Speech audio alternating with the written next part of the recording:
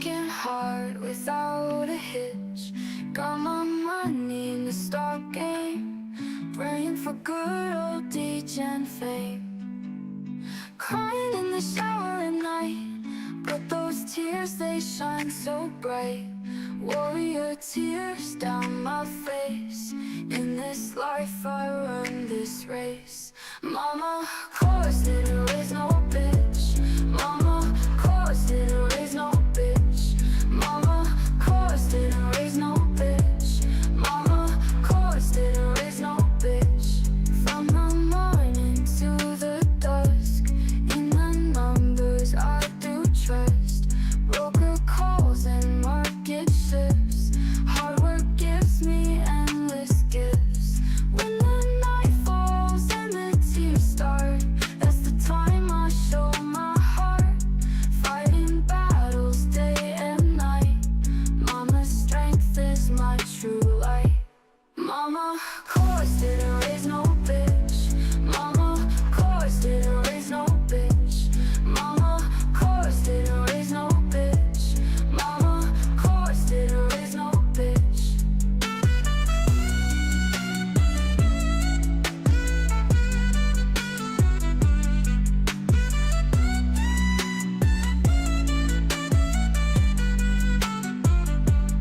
Mama, course didn't raise no bitch. Mama, course didn't raise no bitch. Mama, course didn't raise no bitch. Mama, course didn't raise no bitch. Mama, course didn't raise no bitch. Mama, course didn't raise no bitch. Mama, course didn't raise no bitch. Mama, course didn't raise no bitch. Oh, brother, oh, brother, oh, brother. Howdy doodly dandly. Thanks for joining me on this beautiful Tuesday, January the 7th. And yes, we are starting early today. We are kicking off the Matt Core Show 15 minutes early because there's that much stuff that we have to talk about this morning. As I was prepping the show, I was like, wow, that's important to talk about. That's important to talk about. That's important to talk about. And then I put on my tinfoil hat and started connecting a lot of conspiracies. I was like, oh, we got to talk about that. So we're starting early, and I do appreciate it. I know I'm probably messing up your morning coffee a little bit, or maybe I'm prompting you to get another one a bit early, but there's so much to get into. I want to talk about the overall market, the SPY and the Qs, and even a little bit of the Russell. I want to talk about some of the big announcements in the world of processing chips specific to the world of NVIDIA, and it's kind of impacting Micron and really the entire sector. There's a huge announcement from Mark Zuckerberg, Dana White, and Meta, and I do believe that that announcement is going to be very beneficial, very bullish for Meta in the short, medium, and long term. But I think there's one other stock that's really going to benefit off of this news. And then from there, we have to talk about the overall state of the economy. We have some political updates. I'm sure going to go on a rant or two. So it's going to be a crazy Tuesday, an absolutely crazy Tuesday. So I really do appreciate you guys being here early. Don't forget to like, don't forget to subscribe. That type of engagement when you comment, like, subscribe, turn on your notifications, all that stuff on both Rumble and YouTube do really appease the AI algorithm overlords that run my life. So I do appreciate that. Thank you. And with that being said, like I said, we have a lot to get into. So let's just get rocking right out of the gate. Stock futures are little change after the S&P 500 post second straight winning day. Now, I made a full update video yesterday of what happened. We opened so strong. Tesla looked good. NVIDIA looked good. The overall market looked good. And then we kind of sold off. The reason for that is because all day, there wasn't really a change in, I guess, bearishness. It was just a lack of bullishness. All day, people were monetizing their calls. We watched the calls all day just dive. So all these people who were swinging calls were like, cool, these are great profits. Time to lock it in. And it makes sense. Why not lock in some profits before a big, heavy macroeconomic week where we're getting non-farm payrolls? There's a weird market holiday, jolts. We have some inflation reports. There's just a lot going on. So instead of taking that risk, and they're already seeing a lot of green in their portfolio, it kind of makes sense. Now, I do believe we're still primed to set up for another leg higher. A couple things have to go right, and obviously that's why we're going to be monitoring the options market. But before we get into the nitty gritty of all of that, Just in case you missed it yesterday, the Prime Minister of Canada, Butthead Trudeau, is stepping down. Canada tilts right. Inflation claims Trudeau as its latest victim. It's about time he steps down. I mean, we were kind of making some jokes about this yesterday. I don't know a single person who liked him. I don't understand how he stood in power for so long, but he's gone. He's out. Well, he's still technically there right now until they find a replacement, but Trudeau I guess our neighbors to the north. I guess he's not going to be the 51st governor of Canada anymore. So moving on from that, Elon Musk is roiling European politics. Trump ally has flooded X with posts criticizing European politicians, causing diplomatic conundrum of continent's leaders. So Elon, he's taking it global, kind of poking the side of not just U.S. politics, but like I said, he's taking the show on a global parade right now. And his first stop, at least globally, is in the UK, and it is becoming pretty funny. Elon Musk has called for the release of Tommy Robinson and criticized the Prime Minister and Phillips over, there's a lot of scandals and it relates to kids and it gets all messy. But anyway, he's also reportedly set to donate money to the Reform UK Party, but should Elon Musk stay out of British politics? So Good Morning Britain set this up as we're going to show the world on X, ironically enough, that Elon Musk is not wanted here. That was kind of the setup. And then as you could see from the vote on the screen, they're all like, no, actually, we kind of like this concept of free speech. And there's going to be a big aspect of this morning's show that you could tell the world is clearly turning over the past X amount of years, whatever it is. You could start the timeline whenever you want, but there's a clear push from the average Joe or Joette, like you or me, where everyone's starting to stand up and use their voice, which is now possible because of a little bit more free speech on social media, saying, no, this is what we want. And people are making their voice very well heard. So more on that in just a second. U.S. in talks to swap detained Americans in Afghanistan for Guantanamo prisoner. Biden administration negotiates for the release of 3 Americans in exchange for an alleged Osama bin Laden associate and seeks to avoid political blowback. No shit. I would also be seeking to avoid political blowback if I was about to release people associated with 9/11. What a freaking headline. What an absolutely insane. Yeah, I would assume there's going to be some political blowback if you're letting people alleged to be associated with Osama bin Laden. What a headline. I saw that news come out yesterday. I dove a little bit more into it this morning, and I needed to share it with you because, as we can tell, our particular version of the simulation that we are running on is absolutely wild. This is absolutely insane, the stuff that we're rocking with. So I just had to share it with you, get kind of your thoughts and opinions. This is just, it's ridiculous. Absolutely ridiculous. Bringing it a little bit more to the economy and the stock market in the US, Trump keeps world guessing over how he intends to impose tariffs. So this is actually kind of the craziness of yesterday. Let me go to the 15-minute chart. Specifically, this drop right here at 9:15, this drop and quick bounce that led to a bounce all the way around to 11:30 actually related to not only Trump and his tariffs, but at first the Washington Post was like, it's going to be more serious and the tariffs are going to be worse than we ever anticipated. And then basically, at least a representative of the Trump group said, what are you talking about? If anything, we might be leaning the other way where they're not as serious, which led to the drop and the quick not only return, but also rally, at least for the first portion of the day. So I do believe in the short and medium term, really January, February, March. A lot of the market is going to be on its toes waiting to see what we find out about tariffs. When are we going to get them? How extreme are they going to be? What industries are they going to impact? At first, this was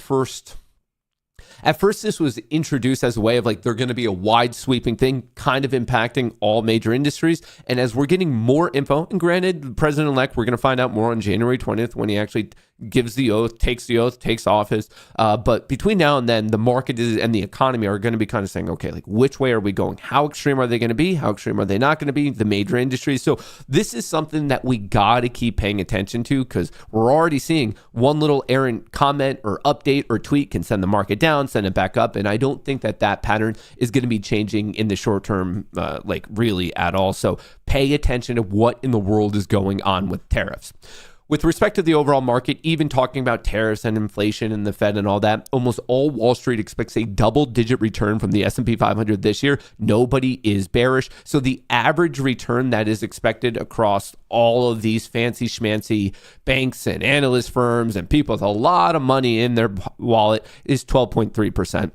So they're expecting an underperformance relative to what we had yesterday, but still expecting a bullish performance. My personal expectations, not that any of you really asked, is actually slightly below this. I think things could get a little rocky, especially with the transition to the new administration and what is there. I just think there's uncertainties. Of course, it could actually outperform, but right now there's just a lot of question marks, a lot of unknowns. So I think it's better update this as we have key pivotal information coming in. But my big concern right now is the bullish steepening in the yield curve, which you can see with the 10-year minus the 2-year, which I have all the way down here. You could see that this is just ripping.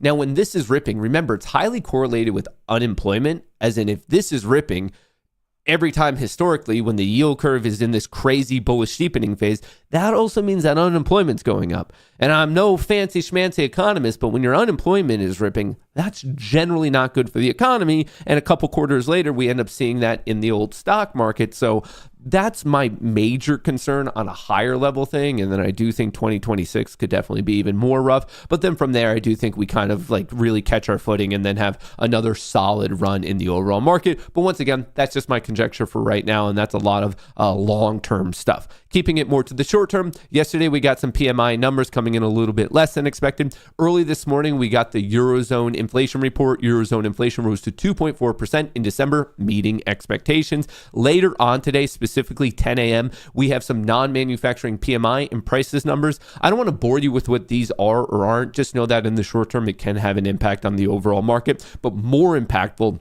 is the 10 a.m. JOLTS job openings report. So we have three pretty big things, or I should say impactful things, coming out at 10 a.m. Now, it's not as impactful as a Jerome Powell speech or an FOMC decision or even our own CPI or PCE report. But yes, you're going to see an impact. So once again, that's 30 minutes into the trading day. And then this afternoon, when we get done with lunch around 1 p.m., there's going to be another bond auction, which I would argue that that one's important to pay attention to because bonds have been diving.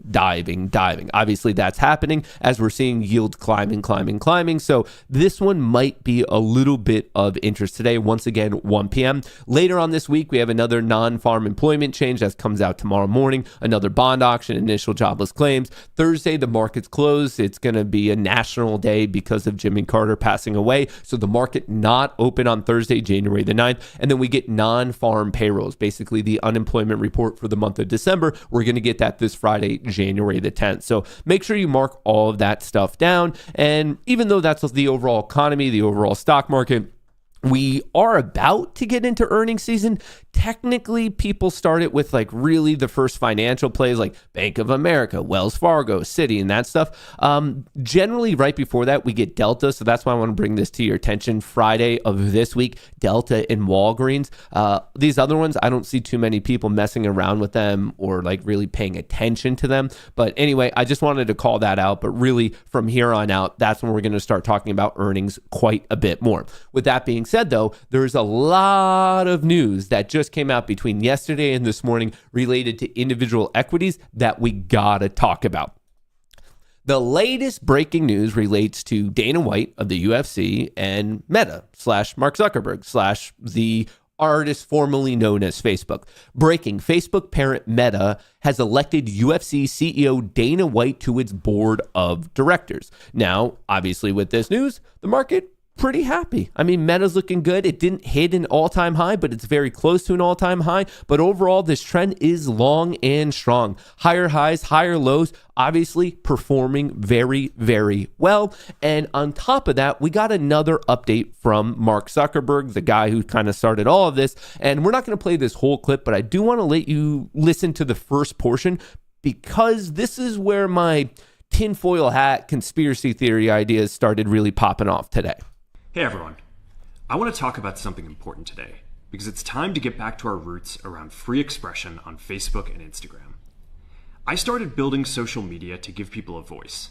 I gave a speech at Georgetown 5 years ago about the importance of protecting free expression, and I still believe this today.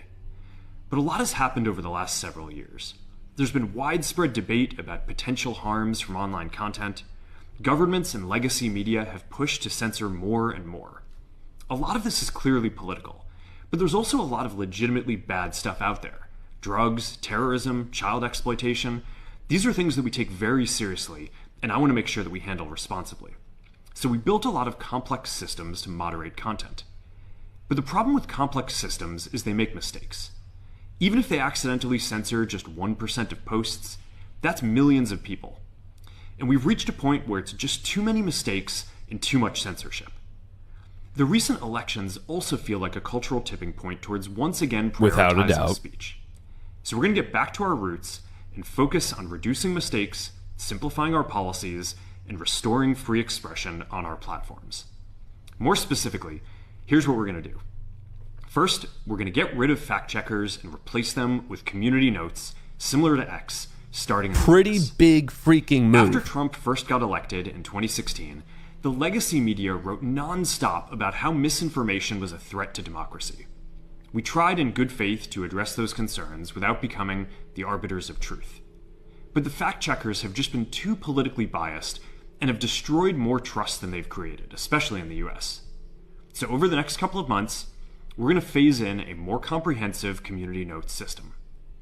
Second, we're going to simplify our content policies. All right, they're simplifying that, and basically he goes on to say that we're going to now allow political based stuff. But I find the first part and really the overall sentiment of this to be interesting. So first of all, I want to take this in parts. Obviously, congratulations to Dana White. Second of all, I think this is very smart for Mark Zuckerberg. We've seen him go from one end of the spectrum to the other. At first, he seemed to be just a puppet of the left-leaning political group within the US. And then he started to come out and say, whoa. I think he just started training and fighting, and then his mindset, I don't know if it was testosterone in his brain. I don't know what was going on. But then a couple months ago, we got kind of the bombshell report that he provided information to the entire world that the current administration pressured him to censor certain stories. And then more recently, he's been seen with Trump, talking with Trump. We know that Zuckerberg is donating to the inauguration fund. So there was some movements there, but what he just said, I think, is key. Of the cultural tipping point and really how people don't want this censorship anymore. So we see this big move of no longer having these fact checkers. Is going to be community notes, very similar to the way X is running. And this is where my brain started to get going. So first of all, Meta, as I alluded to before, almost at an all-time high. I do have it, and I want to be clear about my bias. Not only do I have an investment in Meta, but the stock I'm about to bring up, I have an investment as well. So maybe I'm a little bit biased. Maybe I just want this to be true, but I really think I'm onto something here. We're in this world now where you have things such as X and Facebook and Instagram that are all now making gigantic public statements of this censorship regime we're in is a load of BS.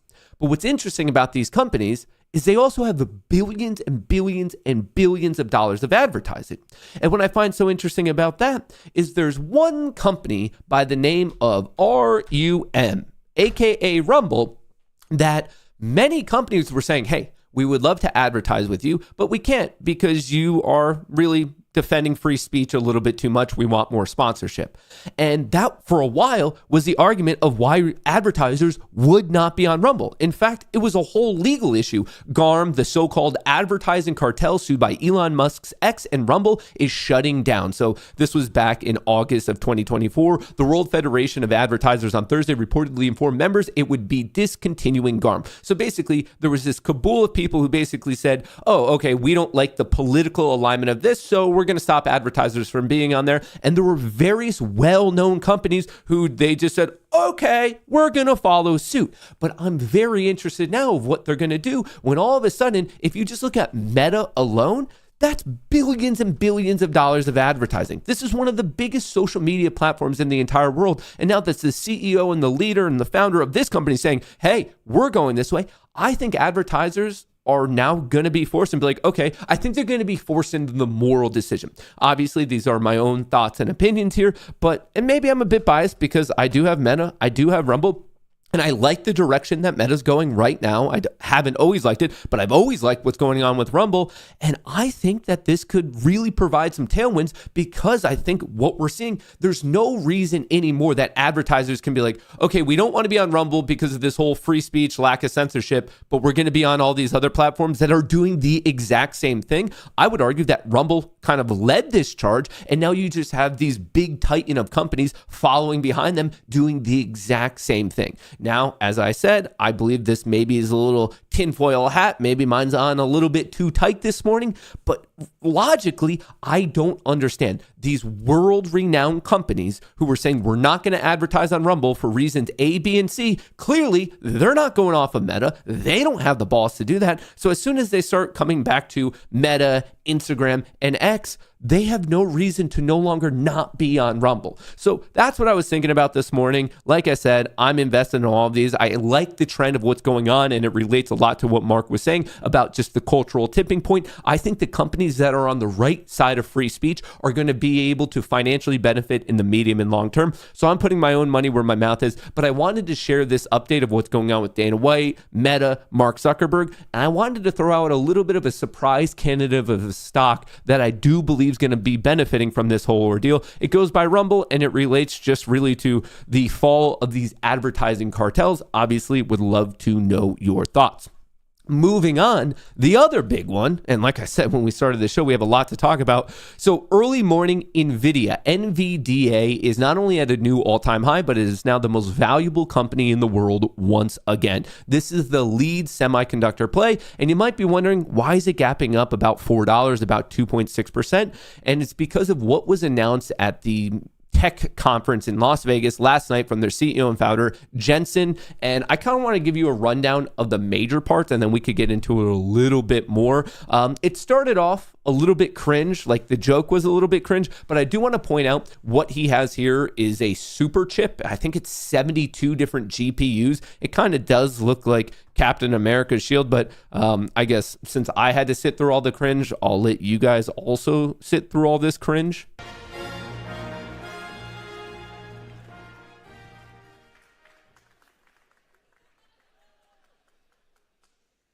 Wait for it. Wait for it. I thought I was worthy.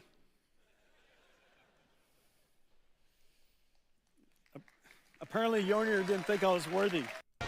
A little bit of forced laugh, a joke that didn't really hit, but it doesn't matter because he's a billionaire in like an alligator black jacket. So he looks fly, I'll admit it. And even though that joke wasn't really hitting, the rest of it very much did hit. NVIDIA Jensen just unveiled the new RTX Blackwell family, and this is causing the internet to go crazy because it's that freaking impressive. Announcing our next generation, the RTX Blackwell family.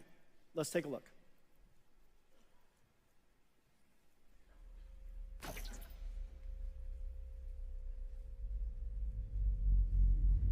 This is game changing, what you're about to see.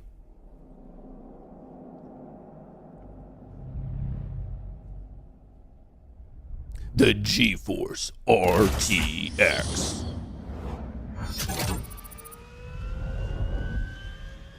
Pretty solid animations, honestly.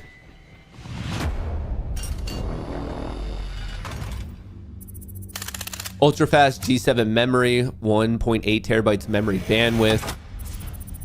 Blackwell GPU, 92 billion transistors. Freaking, it's so big, it's so powerful. And it's, as I'm about to show you, pretty affordable. Let me actually show you this right here.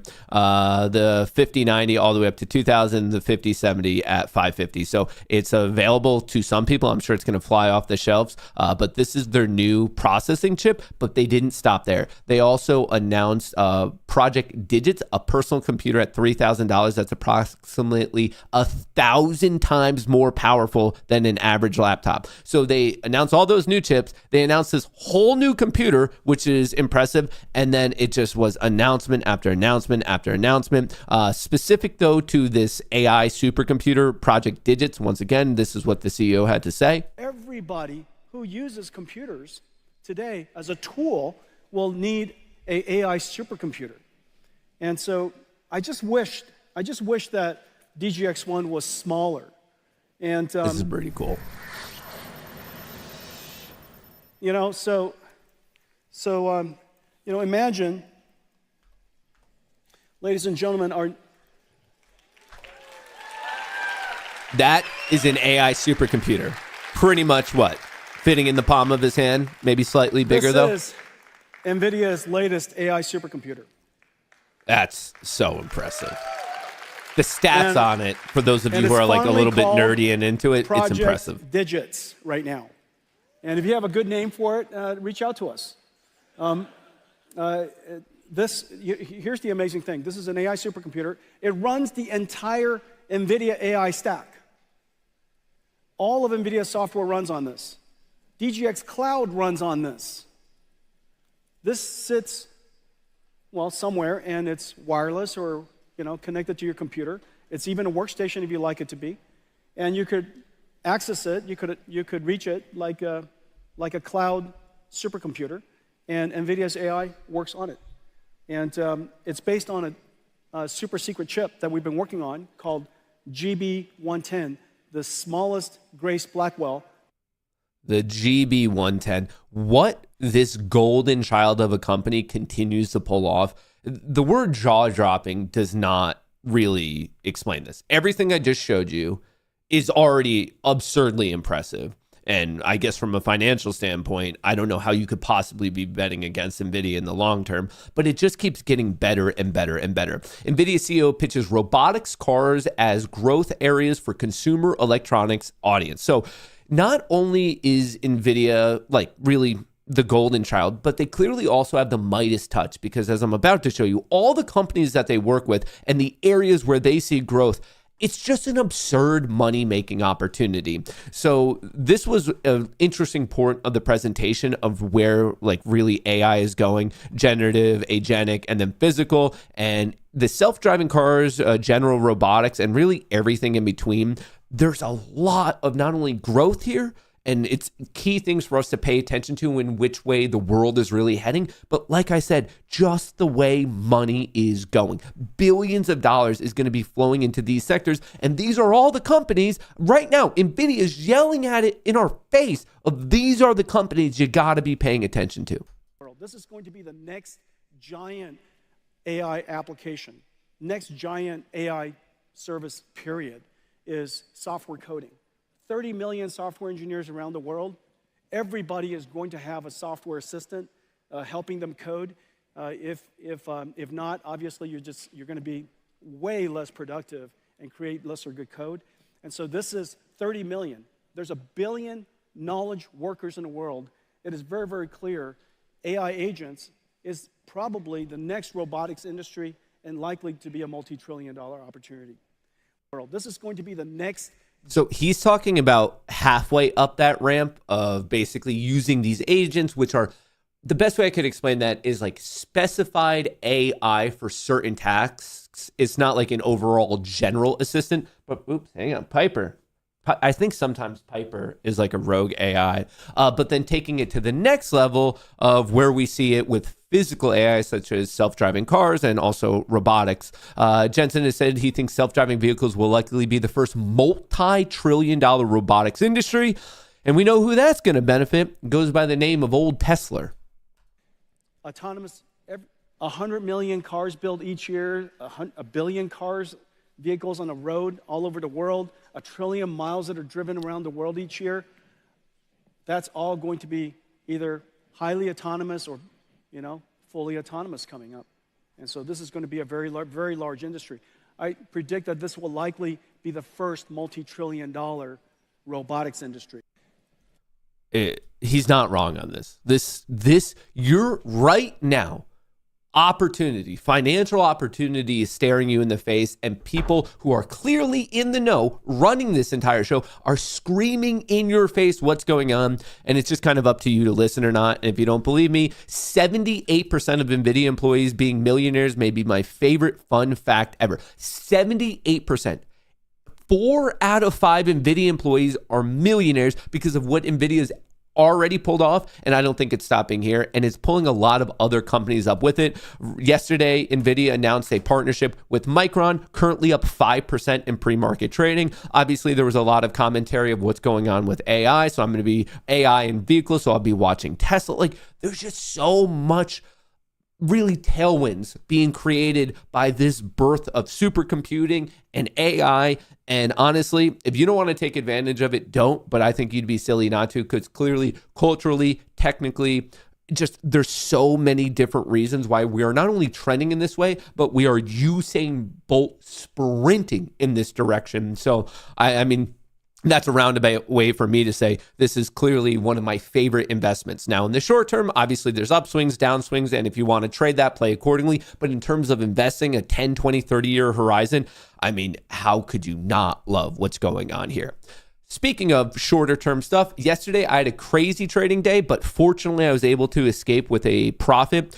So it was a happy Monday, but it was a very stressful Monday. So here's how it started. Around 10:20, Piper, my AI trading system, aka my cat, fired off a bullish signal, 4 out of 5 confidence, which means a 2x multiple, basically saying the day would end above 595 on the SPY and 523 on the Qs. Now, obviously that happened. We ended at 595.36 and 524.54. But as you could tell at the end of the day, it was a little bit suspect. So it was a tough hold, but obviously it ended up paying. The minimum signal cost was $3.60 to take both of these put credit spreads, and it returned $40, which was 100% of the credit. My first trade was not quality. I ended up selling puts. I thought we were bullish, but as I alluded to before, calls were selling all morning, and that screwed me over. So I sold at 40 cents. I was forced to buy back at $1.90, which was a loss of 4.5K, but I was able to hedge it out by getting into some calls. I sold call credit spreads. So this made me 3.6K. So I was playing the opposite side, kind of a weird iron condor. And then at the end of the day, I did a degenerate trade that I was sweating. And when I was like, dude, I mean, ask the Discord. When I was sweating, I was sweating. If you can look at this play right here, I sold the 5,970s, as in I needed the market to close above 5,970 to get this full amount of money. Here is 5,970. This is the market at 359. As in at 358, I was about to get my ass handed to me. And then finally in the last about 90 seconds of the day, it went my way. But all the way back at 350, I was deeply underwater. Then I was good. Then I was bad. Then it went in my favor. I was sweating. But the market god shine upon me, and I ended up hitting that 2.4K. So net on the day, 1 losing trade, 2 winning trades, net on the day, 1.5K. And obviously Piper continuing her streak higher and higher. Now, if you're interested in this stuff in real time, obviously that's what the Discord is for. So sign up for Locals, mattcors.locals.com. It's pinned to the top of chat in the description of the video. I cannot make this more clear. Your first month is completely free. You get full access to everything for free using the promo code Goonie. Just make sure that's applied there. Hit subscribe. Your first month is free. Hang out for the first month. Take advantage of it. Look at Piper. Look at Salad Bar. Look at my trades. Look at the other members' trades. Look at the private lectures. Use everything. Check it out for a month. If you like it, great. Stick around. I mean, yesterday's trades alone paid for 2.5 years of the service. I think you're going to like it. But if for some reason it's not for you, that's fine. Within the first month, just cancel your account and you're good to go. You're never going to be charged anything. So it's kind of a riskless opportunity. But even if you want to sign up and not be a premium member, aka supporter, you still get a ton of free stuff, even just as a member. And one of those things is the newsletter. This comes out every single Sunday in the morning to your email inbox. Breaks down the previous week, all the earnings coming up. Right now, we're not technically in earnings season. I call out all the major macroeconomic events. So, for example, 8 a.m., we have some, the Richmond Fed president was already speaking. Fed Governor Waller was speaking. We get jolts and we get some PMI and prices at 10 a.m. And then President Williams of the New York Fed will be speaking later this afternoon, right at the start of Power Hour. Tomorrow, we have a whole heck of a lot of stuff coming down the pipeline. And then we also have the market closed on Thursday. And that's an observation of Jimmy Carter passing away. And then the unemployment rate is coming out on Friday. With respect to seasonality, and this is probably the most valuable thing, Tuesday, January 7th. Today is slightly leaning bearish. It's not the most bearish day. The bulls over the past 25 years have won this day 48% of the time, as in the bears have won it 52%, so just better than flipping a coin. The profit factor is below 1, once again favoring the bears. And here's a look at the hypothetical equity curve you would have if you bought at open, sold at close on this individual day over the past 2.5 decades. kind of trending down, but in the past 7 years, starting to trend back up. So a little bit of a leaning bearish / neutral day. For the remainder of this week, tomorrow is bullish. The market's closed on Thursday. And then for Friday, it's a bit more neutral, but kind of crazy. And as you can see right here with respect to Piper, Piper's currently on a 25 trade win streak, and that was to conclude the week. So now she's up to 27. So obviously doing pretty well today. Speaking of today, looks like we're opening strong. I mean, NVIDIA's looking good. Meta's looking good. Rumble's looking good. I mean, there's a lot of excitement. It's not the most bullish setup we've ever seen. And the reason for that, let me zoom in here because we have about 9 minutes to go. And I just want to make sure we're prepped for the world's largest casino actually opening. Yesterday, there was quite a bit of profit taking. So what I am looking for today, I am cautiously bullish today. And I have some key levels and everything that I want to talk to you about. But the reason I'm cautiously bullish is because all day yesterday, this is the index. These are the direct bets on the S&P 500 index. You can see the white line. This is from Spot Gamma for those of you who don't know. And then the colored lines, the green line, and then the purple line, that's the measure of the delta. So white line is associate that with the left axis. That's the price of the S&P 500. And then on the right side, that's the axis that you want to associate with the green and the purple. That's the measure of delta. Now, I don't want to get too deep in the math of delta, but for those of you who need a quick recap on options trading, that's the measure of the bullishness or bearishness within the options market. And obviously, we know with the rise of 0DTE trading and the popularity of options, measuring options is incredibly important. So you can see options were trending up all morning, and then something happened at 11:30 and we started selling off, and that was clearly bearish.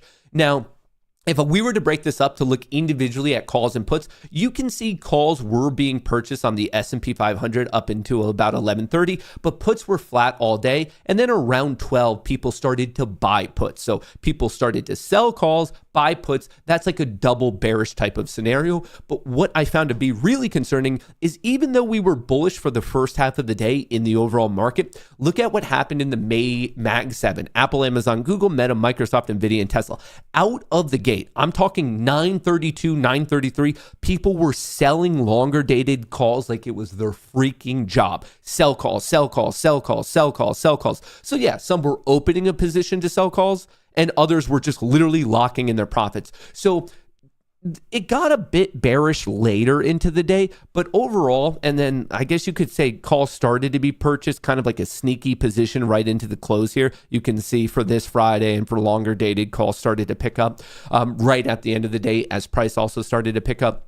But what I'm seeing here is, yes, the price action is solid. If we look at the daily chart and you look at the SPY, okay, we're up at the trend line. We may be double bottomed here. And if we take out this recent high of 602 and some change, that's a trend line. That's a double bottom breakout. Awesome. Like I like it. Same thing with the Qs. We have the double bottom. We're fighting. We're at the trend line. There's bullish opportunity. There's bullish potential here. Now, am I completely sold on this fact? No, because we're not above the trend line. We didn't take out these recent highs, but we're getting pretty darn close. So what I want to see simultaneously is not only price taking out these recent highs so we can switch trend, because right now we have lower highs and the same low, lower highs and the same low. I want to see higher highs and higher lows. So I want to see this continuation to the upside. So not only am I looking for the recent high breakout, and really I'm calling out Boxing Day, Thursday, December 26th on both the SPY and the Qs. So I want to see that in price, but I also want to see that being directly associated with legitimate bullishness in the equity, or excuse me, in the options market. I want to see people buying calls like no other. Now, this is a pretty good example, but it's one specific equity. And this is just graphically what I want to see is all day people were just very, very bullish on MSTR. See how there's a perfect alignment here? Price is going from bottom left to top right, but so are options. Options are popping all day. And then if we get more specific with it, we can see that they're not really touching puts and they're just buying calls. So not only is price going up, but it makes sense with the options market. Options are going higher and higher and higher. People are aggressively buying calls for not just this Friday, but also for later down the timeline, the expiration timeline. So this exact, like what we're seeing visually right here, that's what I want to see in some of the biggest names. I want to see that in NVIDIA. I want to see it in Apple. I want to see it in Meta. I want to see it in Google. I want to see it overall in the Mag 7, and I also want to see it directly happening on the index. So I want to see that options movement in association with some of these recent high breakouts. And then that would make me absurdly confident that not only are we going to the recent high, but we're going to be taking out the recent high. So that's my bullish scenario. Bearish scenario is that we get smacked at this trend line, come back to the 50 EMA, which is just below 592 on the SPY. It is just below 512 on the Qs. And if we get hit all the way back there, and then we see the inverse happening, as in people are just selling calls and buying puts, that would be my bearish setup. So that's kind of medium term stuff. In terms of the short term, like what I'm looking at today, according to the options market, this is our upper bound where really, I guess the best way I could say it is I wouldn't be the most surprised if we just kind of stumble around this area all day. And then if we break out, okay, cool. 6,010, I think could lead to an easy shoot all the way up to 6,025. A breakdown is 5,940, I think is an easy play to 5,920. But until, like, I think this is just, we're stumbling around. We're kind of drunken here in between these bounds. So I'll be watching these bounds throughout the day to see if we get a nice clear breakout to the upside or to the downside for a nice intraday play. And once again, this is directly on the SPX. I'm watching 6,010. I'm watching 5,940. And then obviously I have my associated target levels. And that's just my first target. Obviously there's targets above and below if we keep going, but we'll be able to monitor that in real time. I just wanted to give you kind of a call out of exactly what I'm seeing in the short term today. With respect to the equities that I'm paying attention to, obviously the top of the list right now is NVIDIA because of the announcement yesterday, Meta because of the announcement yesterday, MicroStrategy because of Bitcoin holding 100K and also what we're seeing in the options market. So I'm watching MSTR. And then also because of the Meta news, I'm paying attention to what's going on with Rumble. Now, I want to be clear, I don't actively trade Rumble. I'm invested in Rumble, but and I really don't even, once in a while I'll actively trade Meta, but not really. But I do actively trade MicroStrategy and NVIDIA. So when you are trading or investing, understand what you're doing. Don't conflate the two. If you're an investor and you're waiting to see how things play out in years, potentially decades. As a trader, okay, you're actively playing the trend. Investing is basically betting on the long-term fundamental value of the company, while trading, you're betting on short to medium-term price action. So, and you can make money. I'm not saying one's better than the other. I'm just saying pay attention to both because they both can make you money, but I find, especially in the world of retail trading,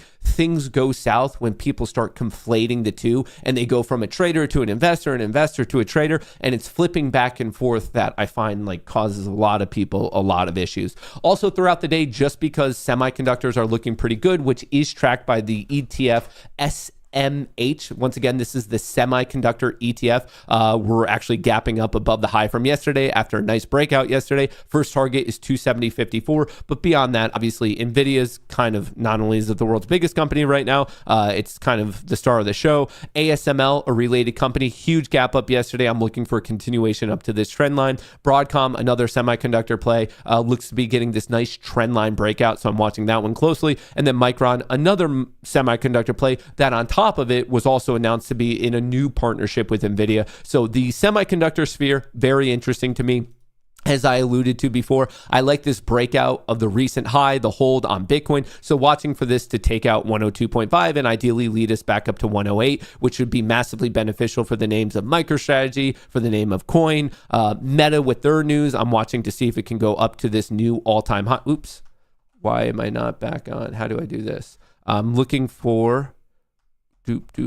I'm looking for Meta to take out this all-time high at 638.40, and then I'll be looking for that reversal. And then RUM, I think as soon as the market starts to digest what's going on with advertising and this idea of, hey, if you want to advertise, you still have to like free speech platforms. I think when people realize that Rumble's been doing that this entire time, we're going to get going. And I do like that it broke out of its trend line on the weekly, came back, retested, and appears to be picking back up. So I'll be obviously closely paying attention to that name. And obviously shout out to everyone watching on Rumble right now. Let me clean that up a little bit. And that's pretty much what's going on today. Let me get these charts ready. You know my levels.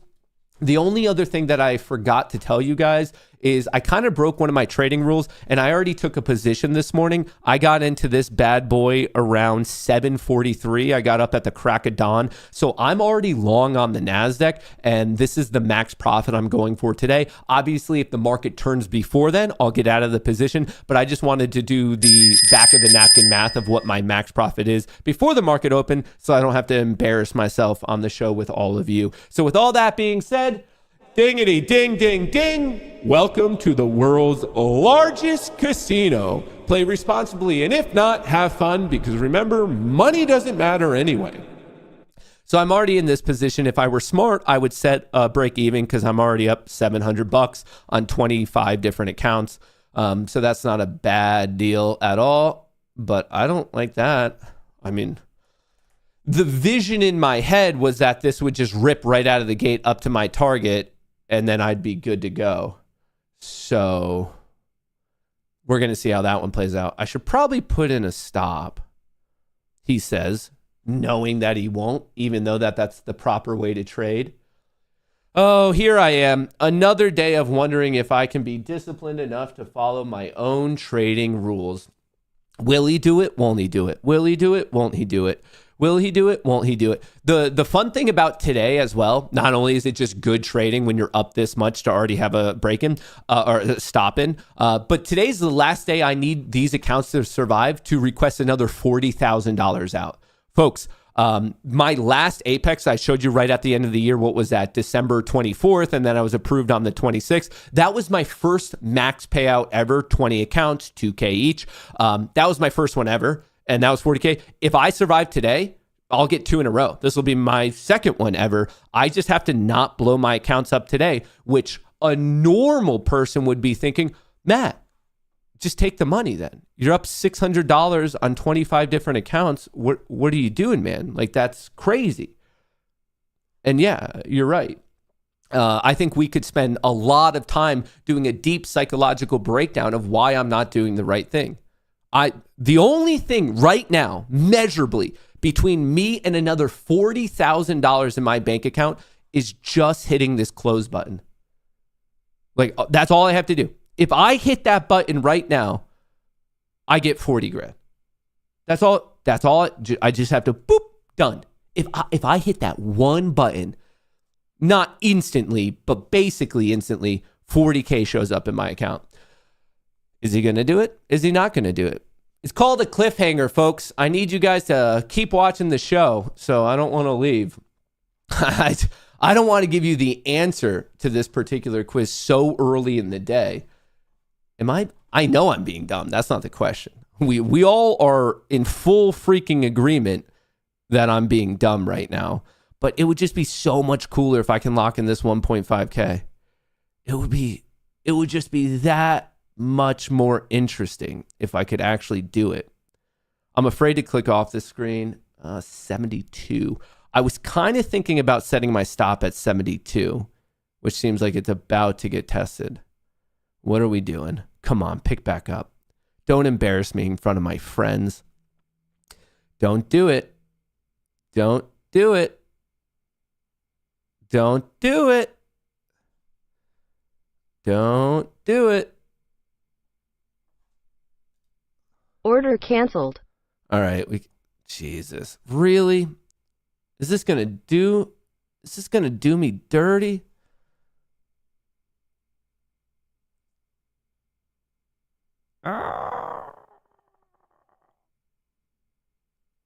I'm so close. I'm so close. Come on, magic turnaround. Magic turnaround.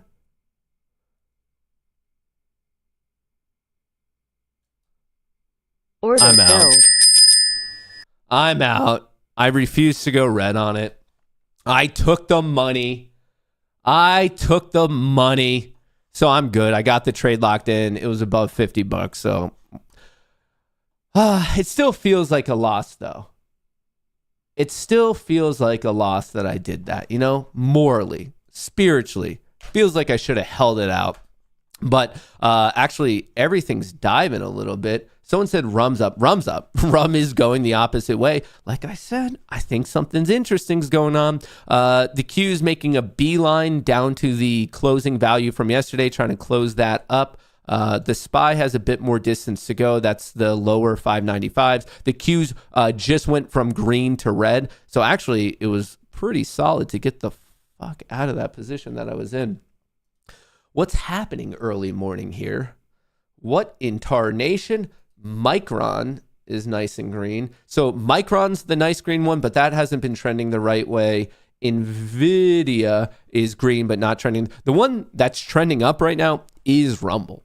So I'm liking that, but it looks like the SPY and the Qs are kind of taking a beating. The 5-minute, the 10-minute, the 30-minute, and the 4-hour are all bullish. The 5-minute and the 10-minute are potentially breaking down in tech, but maybe they're saving themselves right here. 30-minute and 4-hour are still bullish.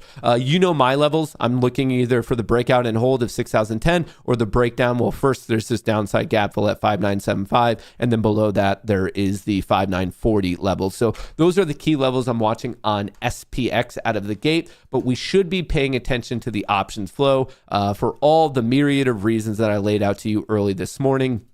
Actually, what we're going to do is simultaneously bring up the overall index and then also the Mag 7. I want to see, because what we saw yesterday was no bueno. What we saw yesterday was a bunch of calls being sold. Right now, the Mag 7 is pretty flat. Right now, the index just caught a bid on the S&P 500, but not enough to get a huge recovery. I do want to, especially if you're just joining right now, I do want to let you guys know that there is various announcements at 10 a.m., which is about, 25 minutes from now, 24 minutes from now. So don't be so surprised, especially with the JOLTS job reports. That could definitely have an impact. But right here, you can see profit taking on NVIDIA right out of the gate. I dumped my NVIDIA calls yesterday, so I locked that in because I didn't want to take the risk of the announcement. But right here, I'm on NVIDIA. You can see that once again, people are taking their profits. When you see both the orange and the green bars dropping, that's calls being sold, profits being monetized. No one's really touching puts here. There's a little bit of put buying just now. But overall, what we're seeing on NVIDIA, this is a lot of profit taking. Now, just because there's profit taking now, will that continue? I mean, I have no idea. We just got to watch and pay attention. But at least for this opening 6 minutes, that's profit taking starting at literally 30 seconds into the day. So I just wanted to put that on everyone's radar. And overall, the Mag 7, which is the grouping of Apple, Amazon, Google, Meta, Microsoft, NVIDIA, and Tesla, flat, started to drop at 935. Let's see if it can recover. Here's a look at the overall market, direct bets on the index. Kind of dropping till 935, big pop, that got reverted. So as of just the first 5 minutes of the day, the bears are in control, not only in terms of price, but also in the options flow. Now, there's a gazillion and a half examples of this being reverted. So just because things are representing profit taking out of the gate, I am not sold on the bearish campaign of the day because the 5-minute, 10-minute, 30-minute, 4-hour are still holding bullish on the S&P 500, and the 10 minutes testing, the 5-minute did go bearish, but the 30-minute and 4-hour are holding bullish on the Nasdaq. So just because I see a little bit of a downturn right here, that doesn't necessarily mean that I'm like, oh, okay, like the bears are going to be running this today. They might, but I just don't think we have enough data to be confident about this quite yet, which makes me kind of happy that I did take my break even right there, because I would be very unhappy if I was holding it to this point. The smart move would probably just to be shut this down for today. That would probably be the smart move. But am I a smart man? Am I a smart man? All I have to do is just shut it down. I already closed out the trade. I just need to shut down the program. But what if there's a huge reversal that I could catch? What about that? What about the other situation that if I throw a trade on, I can make a quick grand? You know? We got to consider, dude, markets are taking a hit this morning. Jesus. Look at options. Options are dumping. Options are dumping right now, dude. Duties and dudettes. This is getting smoked. Let's go to the 5 second. Whoa. Options market is not looking happy today. It is not. Even the right here, the S&P 500. We're going downtown, Joe Brown. The 5-minute trying to test, the 10-minute about to test, the 30-minute a bit farther away. But on tech, the 5-minute broke down, the 10-minute broke down. Even the 30-minute is flashing signs of a potential breakdown. Now, it might be a crazy recovery. Remember, these are still the bounds that I'm playing in. I know it's wide, but that's just what vol is telling me, that we're playing wider ranges today.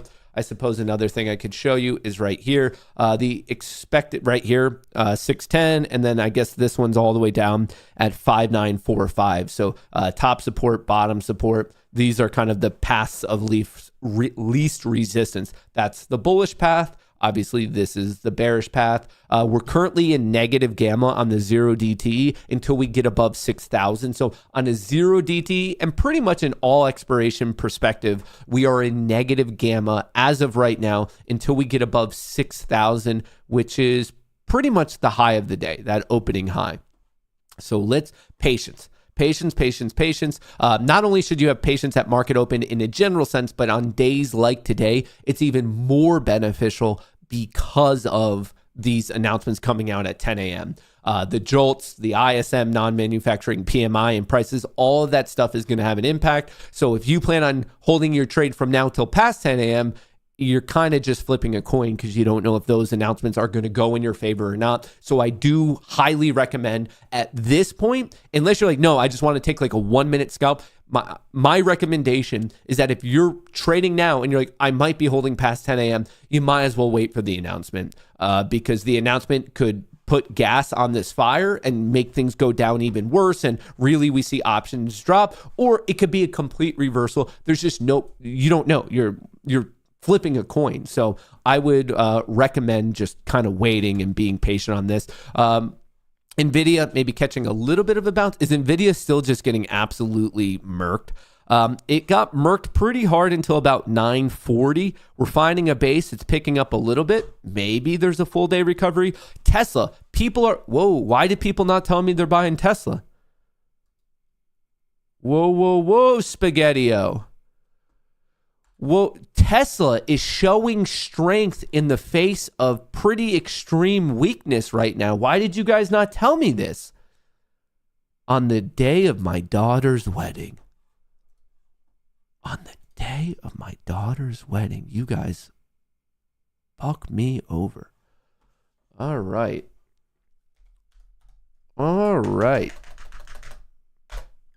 I can't believe I thought we were friends. Honestly, I thought we were friends, and then here you guys are just screwing me over.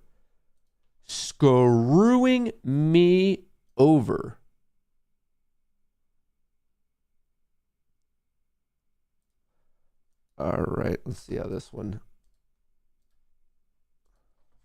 Hang on. I just did a new swing play.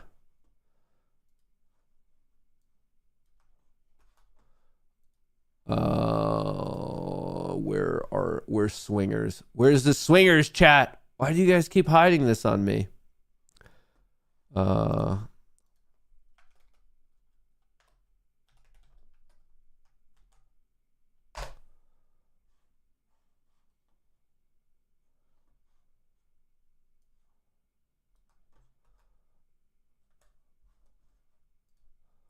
Hang on, I'm updating this. I tried to do a quick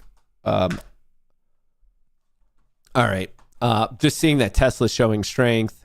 NVIDIA's maybe turning back around.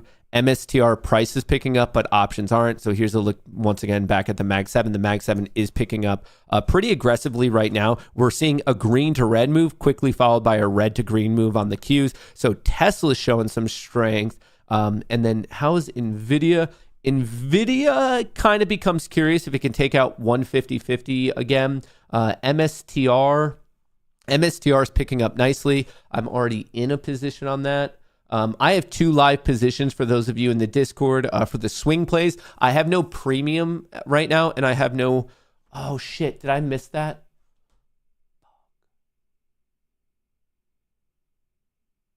No, I didn't miss that.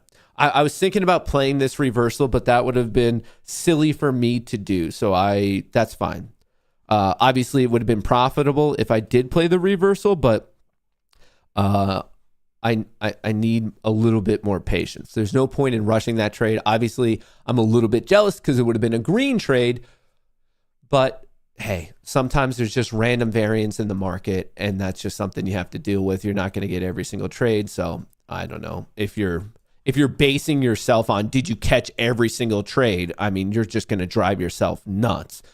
So even though this would have been a good reversal to take, I'm happy I didn't, because technically it's against my rules, because the reversal would have had to have been taken when the 5 minute and the 10 minute, the price was below, which is against my rule set. So technically my system didn't fire. What I'm looking for right now, is I would love for the market to push, make new intraday highs, would love for that to happen, a pullback around that 10 a.m. announcement, a base, and then a recovery to the upside. And that's exactly the situation that I'm looking for. Exactly the situation I'm looking for. Obviously, I would love for Tesla to continue to pop. Let's take a look at old Tesla. That's getting some nice action. Where is Tesla? There's Tesla. Daily chart. I'm still looking for, I guess, a push and a recapture of this trend line. So that's kind of my first watch. And we could also watch a little bit above that is the trend line. Somewhere between 426 and 430 is something worthwhile to pay attention to. Remember, with Tesla, it's going to get extra tailwinds of support right now because of the commentary from Jensen, the CEO of NVIDIA, yesterday, basically saying that autonomous vehicles will be the first multi-trillion-dollar industry. And we obviously know that Tesla is like the leading company within that particular realm. NVIDIA is all the way up here, trading back down. So it's still technically green on the day, but maybe it's trying to reevaluate, or maybe there's a little bit too much profit taking. ASML is looking all right, not doing much. Broadcom getting hit pretty hard, actually. Kind of want to watch 229. Micron is looking great. MSTR indecisive, doesn't know what it wants to do. Coin indecisive. Meta opened up, almost pushing to a new high, giving a little bit of it back right now. Rumble nicely green on the day, up 2%. And Tesla, we already saw a little bit of pushing this morning. So let's wait. Let's wait. Where are we at? 5 minute, 10 minute, 30 minute, 10 minute, and 30 minute are green. 10 minute was red, green. 30 minute was red, turning green. We're kind of in like an in-between transition right now, which is kind of my like least confident setup. And I would assume at this point, the fact that it's 9:47, I really think that it's smart for everyone to have just a bit of patience and wait for these 10 a.m. announcements. Like, why rush something right now when if you just have patience for 12 minutes, you can have a bit more clarity on the overall situation. Today, calls are not really doing anything that aggressively. Hang on. What time is it? Oh, actually, nothing's really going on. MSTR taking a bit of a hit there, but this thing moves like no other. The Mag 7, nice recovery. So it got sold off for the first 10 minutes. Nice recovery for 5 minutes, and now taking a bit of another hit, but not that deep. We got to wait to see how that plays out. Similar situation in the overall index. Pretty much got beat up for the first 12 minutes, had a nice 3 to 5 minute recovery, taking a bit of a breather right now, and let's just wait and see what the next leg is. Wait and see what the next leg is. And I have this up. We can, I guess, at least we could, maybe they'll bring on our boy Rick to talk about the JOLTS job reports. That is coming out at 10 a.m. flat on top of some ISM numbers. So excited to see how this all ends up going. Let me make this a bit bigger. So much to watch today. So much fun. NVIDIA not doing much. ASML, nice recovery. Broadcom not doing much. Micron's going, whoa. How did I make all four Micron that quickly? I'm sorry. I didn't mean to do that. That kind of confused me. I thought out of nowhere everything just started ripping. Tesla ran up to 414, got hit. Micron's having a pretty freaking amazing day. NVIDIA not doing much as of right now. ASML, Broadcom, Micron, MSTR, Coin, Meta. Rum is the major one that's picking up right now. up 3.5%. Micron's up more, so Micron's having a good day and RUM's having a good day. The SPY and the Q stalled out. I would assume options stalled out. They stalled out looking a little bit bearish. The Mag 7 continuing to get hit ever since this rally ended at 946. So I cannot stress this enough. We are 10 minutes out from impactful announcements. Not the most impactful, but also like decently important. So we just got to wait. We got to wait. Dude, I would be tempted to short right now on NQ. Risking 35 points. That's $600. Risking $600. No, I got to wait. I got to show more patience. Especially on today. So as I'm attempting to be patient and wait for the next 10 minutes to play out, what stocks are the main ones you guys are watching today? I think on the screen I have the most popular ones, the ones that, well, actually we could tell which ones are getting the most action this morning. SPY, NVIDIA, Tesla, SPX, SPY, MSTRQs, NDX, Meta, Micron, AMD. Those are all the top 10. With respect to the volume, a lot of sold puts, a lot of sold calls, classic iron condor type of a situation. Open interest, the highest is 5945 to the upside, downside, and 6005 to the upside. And then the expected range on the day is 31 points. 31 points. So classic. I mean, I believe Captain Condor is back, but let's just double check. But I'm pretty sure with what we just saw that some Condor person has to be in play.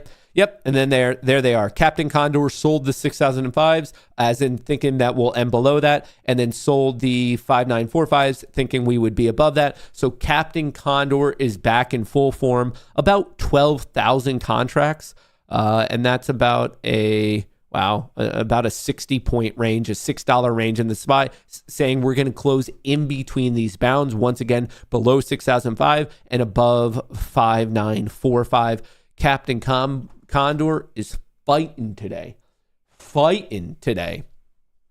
All right, let's wait and see. What do you guys say? You guys are saying Uber. Is Uber doing anything? Uber, nice recovery. Obviously, the entry was either on Thursday or Friday of last week. I wouldn't be chasing it now. It seems to be trying to buck this recent trend, bearish trend, lower highs, lower lows. Maybe recovering, might become a little bit more interesting if it can hold 74. I see some people talking about SoFi, consolidating, not doing anything. I like that it's holding the 50 EMA. At this point, if you're actively trading SoFi, now I don't know much about it as an investment. I'd be looking for this trend line breakout and hold once again for SoFi. People are talking about BlackBerry. It's going. I wouldn't chase it now because your risk is too much. It's obviously bullish, higher highs, higher lows. The EMAs are all pointing up. It's looking great. But why would I buy it at 424 when my risk is all the way down here at 360? So if you're already in it, great, ride it. But is it tradable right now? I would say you're taking on way too much risk. ENVX. Same thing as BlackBerry. You're already too late to the party. You had a solid entry here on January 2nd. You had a solid entry here on Monday, December 23rd. But to chase it now, that's silly. Remember, just because something looks bullish doesn't mean it's the appropriate time to buy, because you have to still consider your downside risk. So ENVX relative to the upside has too much downside risk at this moment to execute a trade. But if you got in on one of these better risk to reward days, yeah, dude, just ride the trend. Updated short on RUM, as in short analysis. I don't know what you mean by short analysis. I assume you mean short interest. But remember, right now, like, short squeezes are not really what's moving the market. It's FOMO and options. So it's probably more impactful to pay attention to RUM's options flow than just knowing it's short interest. The short interest is 14%. But just knowing, I think a lot of people confuse what short interest means. Short interest is, the best metaphor I could come up with in real time is it's the amount of gasoline on the wood, but it's not the match at all. So yeah, there's a decent amount of gasoline on the Rumble fire pit right now. But what you need is positive price action to the upside to start putting pressure on it. And you want also positive delta flow as well. But just to know short interest Short interest by itself doesn't tell you anything about the likelihood of a short squeeze. Just like the same way putting gasoline on anything is not going to light a fire. And I think, especially because of 2021, there's a lot of retail traders who just go around and buy things with high short interest. And some of them work and other ones don't. And if you start to dive into why some work and some don't, is you have to look at other secondary and tertiary things. And in this metaphor, it's just what's going to light the fire. Tilray is just a political play. That's all it is. I mean, I wouldn't touch it because it's a penny stock and the fundamentals aren't so good. But if there's a big, giant political change and all of a sudden cannabis is completely legalized, okay, this company then has a lot more like longevity to it. But I mean, unless you have an inside lane on what the political break's going to be, there's no point in trading or investing in this stock because it's going to be based on politics of is it legalized or not. Palantir's showing a little bit of short-term weakness, but I'm still a fan of this stock. I'm still looking for bullish opportunities to either invest or buy calls on. Right now, I'm seeing lower highs and lower lows, so I'm looking for that trend to change. I don't see an opportunity right now. I don't want to short it because I don't want to fight this trend, and I'm not seeing short-term bullishness, so it's just a non-play for me. But as an investment, I do very much like Palantir. Fubo went from $1.50 to $6.50, and you're only up 78%. I don't know what that means, but Fubo, if you're chasing it, that's not good. You shouldn't be a chasing trader. You want to be the person who's in taking minimal risk. If you're in it, like I said yesterday, I hope it works out for you, but you're by definition, you are chasing a stock that's already run. So that's just a very weak play. It's a very, very, very weak play.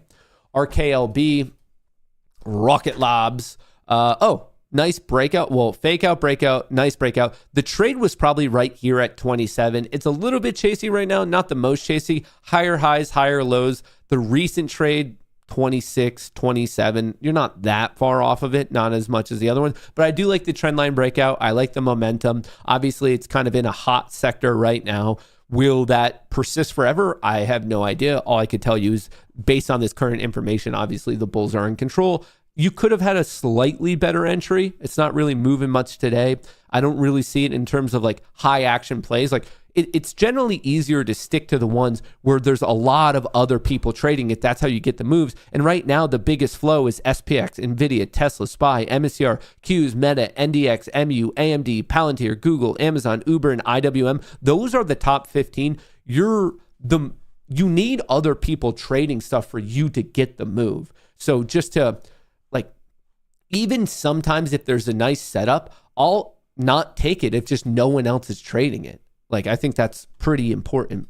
NVIDIA just took it. Did something the announcements didn't come out yet. So the market's getting a little bit smashed right now. And I would assume it's just call selling or maybe put buying. I don't know. Let's just dive into it. What do we have?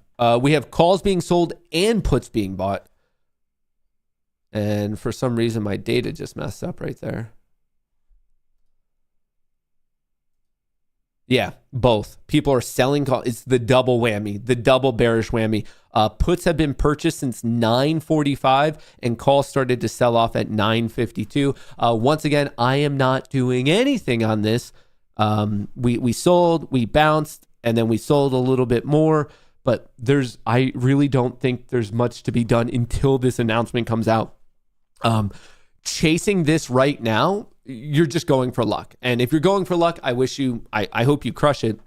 But this announcement is going to have a big impact. All I can tell you is similar to yesterday, someone is selling serious calls on NVIDIA. If you are bullish on NVIDIA in the short term right now, you are fighting the trend because all I could tell you is since market open, people have been monetizing, taking their money off the table. The deltas are dropping. That is not bullish. Once again, to be clear, I still think NVIDIA crushes it in the long term, but I'm not just going to be arbitrarily buying this when I'm fighting the trend. Look at something going a little bit different. Tesla was bullish and then magically just turned right there at 9:45. So that sucks. So everything's kind of turning. If we look at this and all right, we had this announcement coming out shortly. We have about 45 seconds. So let's see if they're going to bring our boy Rick up. All right, let me turn the volume on for this. Any last second guesses of what in the world's happening? Any last second guesses of which way we're about to break? Market makers selling NVIDIA to shake out buyers and buy back in. That's not how it works at all. I don't know who taught you that, but market makers are not directional players. Like, how would that benefit them? They're selling it just to go down so then they have a better fill. Why wouldn't they just buy it? Like, it doesn't make sense. And that's another, I guess, just like aspect of people like learning things from Twitter, but not even understanding what they're actually saying. Anyway, the announcement just came out. Boom, down, getting crushed. Whoa, whoa, whoa, whoa, whoa, whoa, whoa, whoa. Whoa, whoa, whoa, whoa, whoa, whoa, whoa. Whoa, whoa. Huge flow alert. Someone smashed that hard out of the gate. The SPY almost hit its closing value from yesterday. Now everything's tumbling. Everything's tumbling. ASML's trying to hold green. Micron's trying to hold green. But that got red, and that got red aggressively. What the Good fuck? Tuesday morning. Welcome to another hour of Squawk on the Street. I'm Sarah Eisen with Carl Quintanilla and David Faber. They did live as not always like from that post 9 on the New York announcement. Stock Exchange. Mixed picture for stocks. S&P 500 is a little bit higher, and it is not technology today leading the way. They It's actually added, there's healthcare more for job a change, openings which than is up anticipated. 1.3% as a sector. Materials, Yeah. consumer staples. But so all the these laggards numbers from were last better year than are actually at the anticipated. top of the It's kind of market. a mixed Energy, bag. utilities higher as well. Technology is under pressure. It's why the Nasdaq is down 1/3%. But Yeah, again, dude. we're Market's still getting coming off of a strong rally smoked yesterday. right now. Treasuries may be the culprit here. We are seeing higher yields across the board. The 30-year yield at the highs of the year, the 10-year and the 2-year. The 10-year's at the highest since May, and then the spread really steepening there at the highest since May 2022. That's the difference between the 2-year and the 10-year. We'll talk about it. 30 minutes here into the trading session. Here are 3 movers we're watching. NVIDIA is down right now, but did hit a new all-time high following CEO Jensen Huang's speech last night. We're going to break it down, discuss what's next for that stock. Apple also trading lower. Stock downgraded to sell at MoffettNathanson, $188 price target. The firm's citing China concerns mainly and the government's antitrust lawsuit versus Google. We're also keeping an eye on Meta. The company's scrapping its third-party fact-checking program and implementing a community notes model, similar to the one that exists on Elon Musk's X. Meta also adding UFC's Dana White to its board. Very interesting. Getting some important eco data crossing the tape. Let's get to Rick Santelli Yes, this morning. Hey, our Rick. boy Rick. Hi, Carl. Indeed. Look at those rates zooming. Watch stocks making session lows. What's going on? Jolts. Job opening labor turnover surging. We're expecting a number around 7,750,000.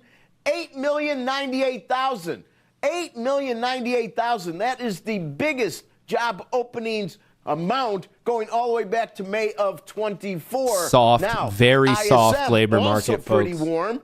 We're looking at services. This is the PMI, 54.1 on headline, better than expectations, sequentially higher than 52.1. 54.1 would end Wow. up being the strongest going back to just October of this year when it was 56, but that number was the highest going back to July of 22. Prices paid moving in the wrong direction. 64.4, well above the 57 we're expecting. Options got well above the smoked, 58.2 in dude. the rearview mirror. 64.4, how does that comp? That would be the hottest prices paid going back to February of 23. Feb of 23. New orders, 54.2, exactly as expected, warmer than 53.7 in the rearview mirror, and 54.2 ends up comping, well, since October when it was 57.4. And finally, services employment side,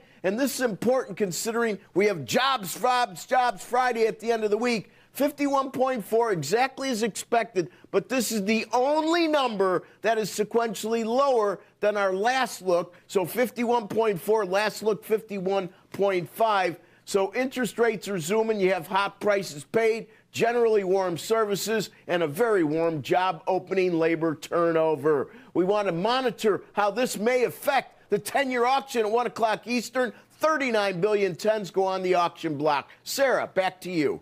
Yeah, we'll look to you for those results. Thank you very much, Rick Santelli. I mean, that was a Order bunch of filled. data about some of the risks we've been talking about, that the economy is in good shape and that inflation pressure is not over yet. And Rick highlighted that in the prices paid index, the fact that there were more than 8 million job openings, expected fewer than 8 million job openings. We know the Fed pays attention to that rate, especially between the job openings compared to the unemployed. So this suggests things are in really healthy shape, and the Fed is right to pause.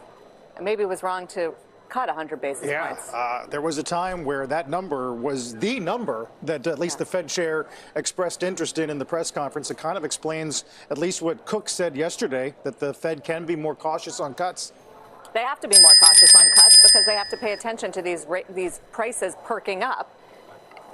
One of their mandates is inflation. The other thing they were worried about was weakness in the jobs market. This data suggests that there are still plenty of job openings. The initial jobless claims data we get every week also suggests that there's not a lot of firings, pressure like that. We'll see. We get jobs later this week, the government jobs report, the consensus around 155,000 jobs added, though a lot of economists are higher than that. It's always been a good tell on the unemployment rate, which has inched up a little bit, but we're still in the low 4% range on unemployment rate. So things overall are really healthy. And I'm just going to add a few more charts to that mix, which shows the good picture that we have here in the economy and in sentiment. So this one comes from Katie Huberty, Global Head of Research from Morgan Stanley. She does a proprietary index, and it comes from all the sector analysts at Morgan Stanley. It's basically what they're picking up from their companies and the sectors that they cover. And interestingly, it did go into expansion territory in December. The index rose to 65, and you can see it there, similar to levels in 2018. And also amidst the reopening of the economy in 2021, I think it just shows ultimately that these companies are optimistic. And also they asked in the survey, the analysts, will it translate into more hiring and investment? And the answer was yes. And that's the 62%. And that was a good high number. So if you're wondering whether the good news can continue from corporates on hiring, and that jibes really with what we just got from JOLTS today, which is why I chose it, it's good signs. Ultimately. Good news. Yeah, I wanted to get your take on just the rate moves. Which way is this going to break? 10-year, and it's, by the way, not just here; it's around the world. Which way are we Japan going to break? UK. Yeah. Very different reasons, perhaps. Very but indecisive right now. Nonetheless. We made a Take fresh look at the low 30-year, just there at it's approaching as much as 10.05. 5%, but even more importantly, the Few 10-year things going above on 4.6. is why it's happening. And we dove into this a little bit yesterday, that so-called term premium, which is the sort of extra compensation investors demand to get paid for longer term rates. That's rising a little bit on the view that, look, the fiscal picture is not all that great, persistently long deficits and difficulty when it comes to dealing with that. So potentially higher long-term rates, but also inflationary pressure and better economy translates into higher yields and fewer rate cuts. And all of that factors in as well into at least the U.S. picture. The question is, can stocks rise in an environment like that? Because rates are presenting a bit of a risk. And there is this sort of good news is bad news moment, which Bank of America talked about today, where good news on the economy, not so good news for the equity market if it's going to be sensitive to rising rates. Here's the spending picture that they put out. They look at all their credit card and debit card data, and they're just comparing the holiday season to every other holiday season in the past. And the important thing here is that 2024 looks good. Right. It's actually higher. And where you see it trending down, that's post-holiday. So the peak is holiday up there. The two marks is Thanksgiving and then Hang on, I'm Christmas, just doing some quick trades on this, Hanukkah selling shopping, some premium. and it's I'll all get this in the trending Discord higher ASAP. than in previous years, or at least on par with previous years, which have been very strong. Again, another good sign. You mentioned the global rate picture, Dave, and I do think it's worth mentioning that Eurozone inflation came out 2.4% in December. That was on par with expectations, but it was also a jump from the 2.2%. Core is still elevated there. So there is still this nagging inflationary pressure. It was a global phenomenon all along. We focused a lot here in the U.S. about it. Look, we're going to talk to Treasury Secretary Yellen tomorrow in Washington about all this. One of her chief missions has been to fight inflation and defend the Biden administration's stance on inflation, which a lot of people think is ultimately why he lost the election. or part of the reason. Not he, but Kamala Harris, the vice president. So the inflation story is continuing. We're going to talk to her about it. Yeah, looking forward to that. These exit interviews. Lena Khan had hers earlier. Now you've got Yellen's and perhaps some others to come. It's January. You know, inauguration's in less than 2 weeks. Yeah, it's time to say goodbye. I'm doing a lot let's of trades right now. The shares are a bit lower right now. It did hit an all-time high yesterday. CEO Jensen Huang speaking last night about the massive opportunity in robotics. Take a listen. The ChatGPT moment for general robotics is just around the corner. And in fact, all of the enabling technologies that I've been talking about is going to make it possible for us in the next several years to see very rapid breakthroughs, surprising breakthroughs. Our next guest was at that event, the CES in Las Vegas, and he describes it more like a rock concert than a tech CEO speech. Dan Ives is Wedbush Securities analyst, of course, joins us now. Has a buy on NVIDIA, price target's 200. Good morning, Dan. Let's talk robotics and autonomous technology. You say in your talking points or your review of the speech, that alone represents another $1 trillion of incremental market opportunity that NVIDIA can now tap into over the coming years. How do you get to that number, and how do you derive the value you are for NVIDIA from it? Yeah, I mean, look, to me, I think Jensen laid out the strategic vision for the coming years. When we look at robotics, autonomous, I mean, I believe ultimately those are going to be some of the biggest use cases of AI. And I think what you saw from NVIDIA last night is they're not just sort of going to be a provider. They're going to play a huge role in this sort of vision. And obviously, Tesla on the autonomous side continues to be front and center. I think this is the next step. I think this is a snapshot of the future. And you look at it incrementally, you go out the next few years, I think Street's underestimating growth by 25, 30%, which is why I think not just $4 trillion, you could be looking at a $5 trillion market cap. Underestimating growth by 30%. What is it? Is it robotics? What's being underestimated, so to speak, in terms of the growth for this company? I think one, it's Blackwell, just overall from a demand perspective. We think 15-to-1 demand to supply in terms of what we see. I think when you look at robotics and autonomous, given the market opportunity, that could ultimately be 15-20% of what I view as disruptive technology. I mean, that could be an incremental 20-25% just to the top line over the next, call it 2-3 years. I think that to me was the sort of watershed moment last night. It's Jensen laying out NVIDIA. It's not just about Blackwell chips, the new oil gold. It's about where this is all going. And we believe autonomous and robotics, that's a huge part of the fourth industrial revolution. Right. So what does a ChatGPT moment in robotics look like then, Dan? What does that mean? I think physical AI. I mean, we've talked about from Robotaxi Day in October. I think we're going to be looking next 2-3 years. Robotics is not just going to be from CES. It's going to be real. And I think it's something that's going to play out in factories. It's going to play out in consumers and households. And I think a year from now, we start to go more advanced prototypes to something that's going to become a reality. I closed and I think that's the key here, is that we are still in the early days of the AI revolution.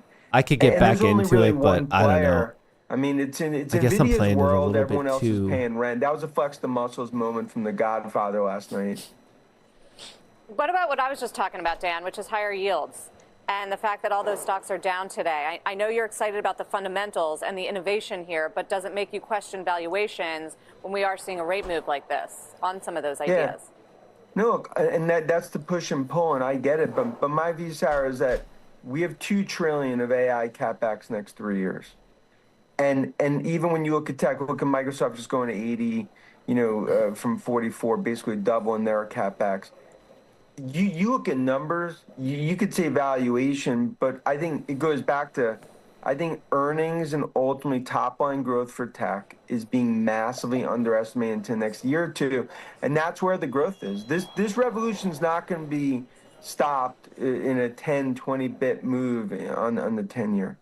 Yeah. Hey, Dan, if options you're are still right, being and this sold. is that ChatGPT moment, What is and this, we're seeing though? the physical The index manifestation itself, of AI people are come to closing fruition their over calls. let's People call are it the next few monetizing years. zero DTE What else do I want puts. to own as an investor? So, what else? closing what other calls, companies closing are going to benefit puts. enormously? Not just NVIDIA, but are there others in your coverage universe that benefit from this seminal change?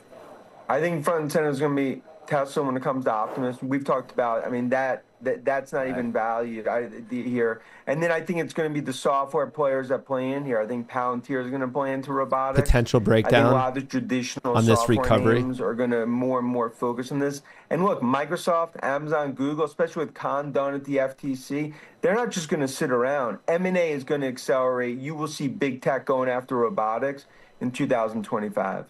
All right. One more theme for us to talk about. I wonder if this is going to fail right here. Months ahead, That's Dan, kind of what I'm thank you. watching. I'm flat right now on these As we ones. head to a break, let's give you a roadmap for the rest of the hour. We've got a major makeover at Meta, eliminating its fact-checking program.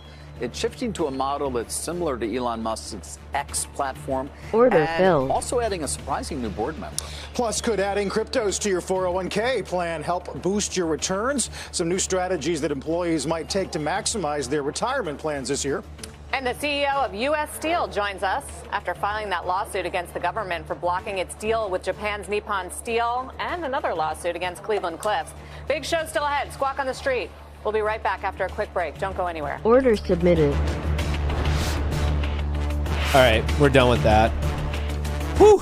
I had to do a lot of shifting and moving in my accounts today to handle what in the world is going on right now. So, shit, do I have to do even more now?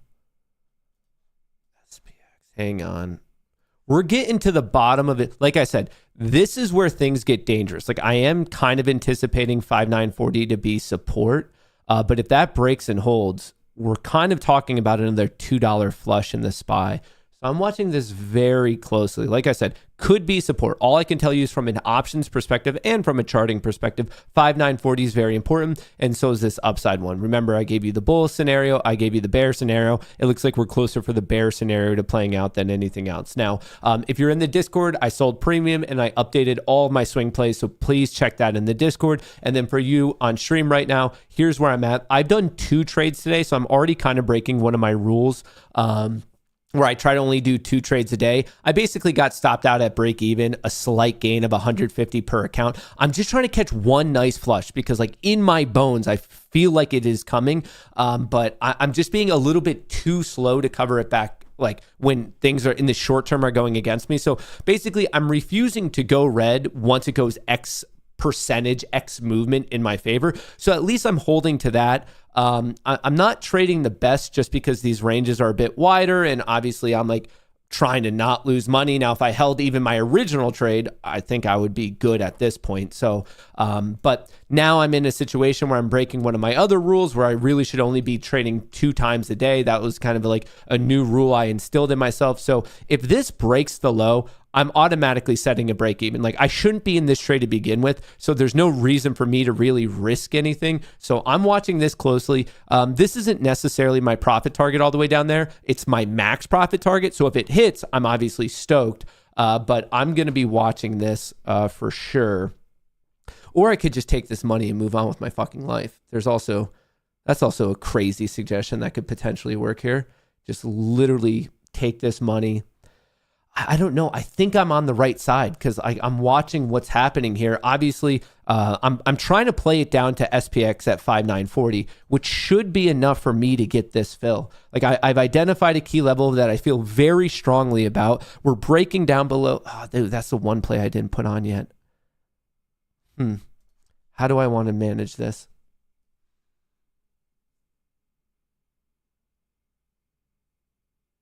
How do I want to manage this? I need this to fail here at 50. Yes, fail at 50. Played off that key level. Played off the key level. Get crushed, get crushed, get crushed. Get crushed, get crushed. Sell it. Sell it. Come on. Fail at the 50. Fail at the 50.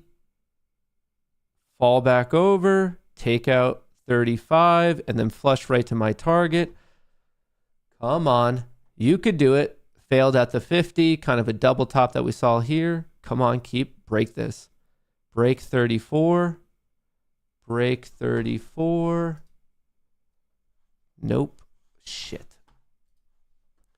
Oh, is this going to be the 3rd time today where I just stop out, even though if I held, I'd be fine? Because the one time I just do hold and take on a bit more risk is going to be the time that there's actually a legit reversal.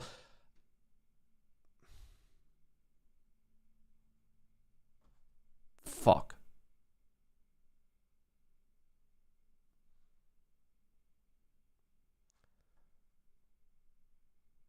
Come on. Come on. Get smashed.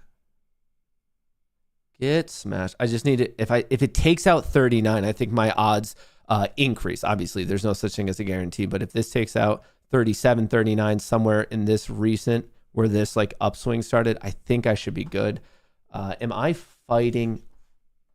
Yeah, we're getting this. They might want to retest that low value. I would obviously prefer that they didn't. I would prefer that they don't do that. That's all red. That's all red. Maybe I got a little bit too into my own mind about it hitting 40. I mean, 43 is pretty freaking close. But also, this is a very short time frame, so maybe I'm just a little bit too zoomed in. I see index options are picking up, but the overalls are not.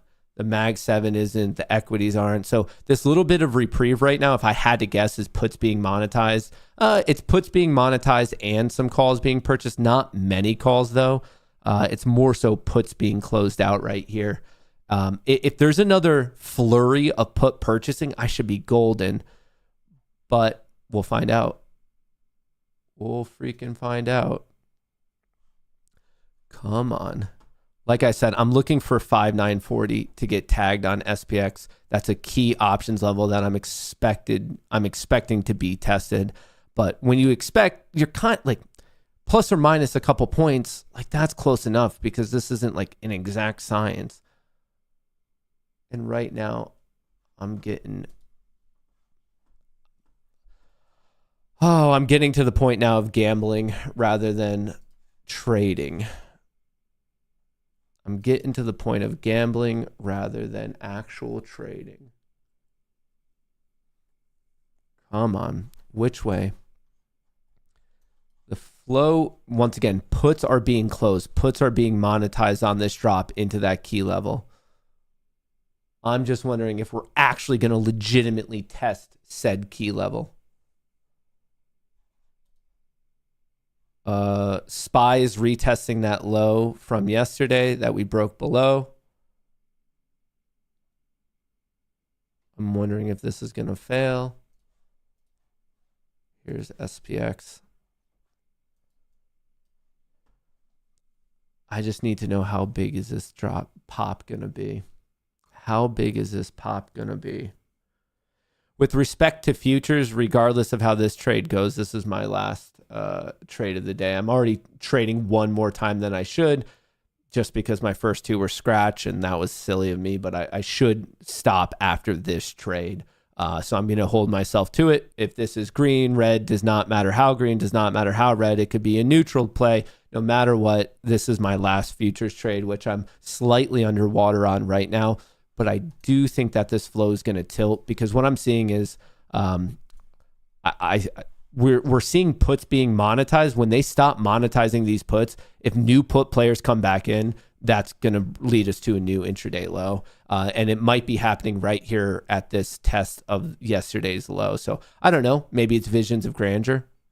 We're going to find out. We're going to find out. All right, let's set up some of these. Reversal. All right, I have alerts for a potential reversal and also alerts for a new intraday low, so we're not going to be missing anything really. Shit. Speaking of intraday reversal, it might be setting up for that. Oh, pretty solid bounce thus far. The lows came at 10.18. We've been bouncing for about 5 minutes, so in the short term, when you're playing leverage positions, it feels like a lot.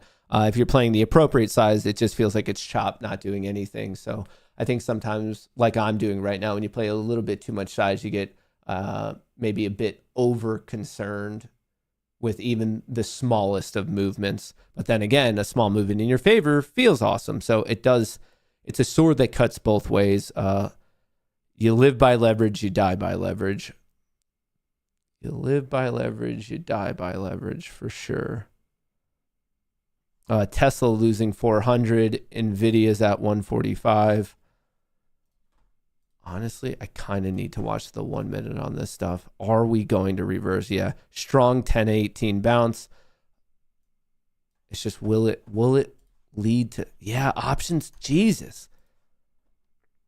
They're fighting back. Even calls are being purchased now.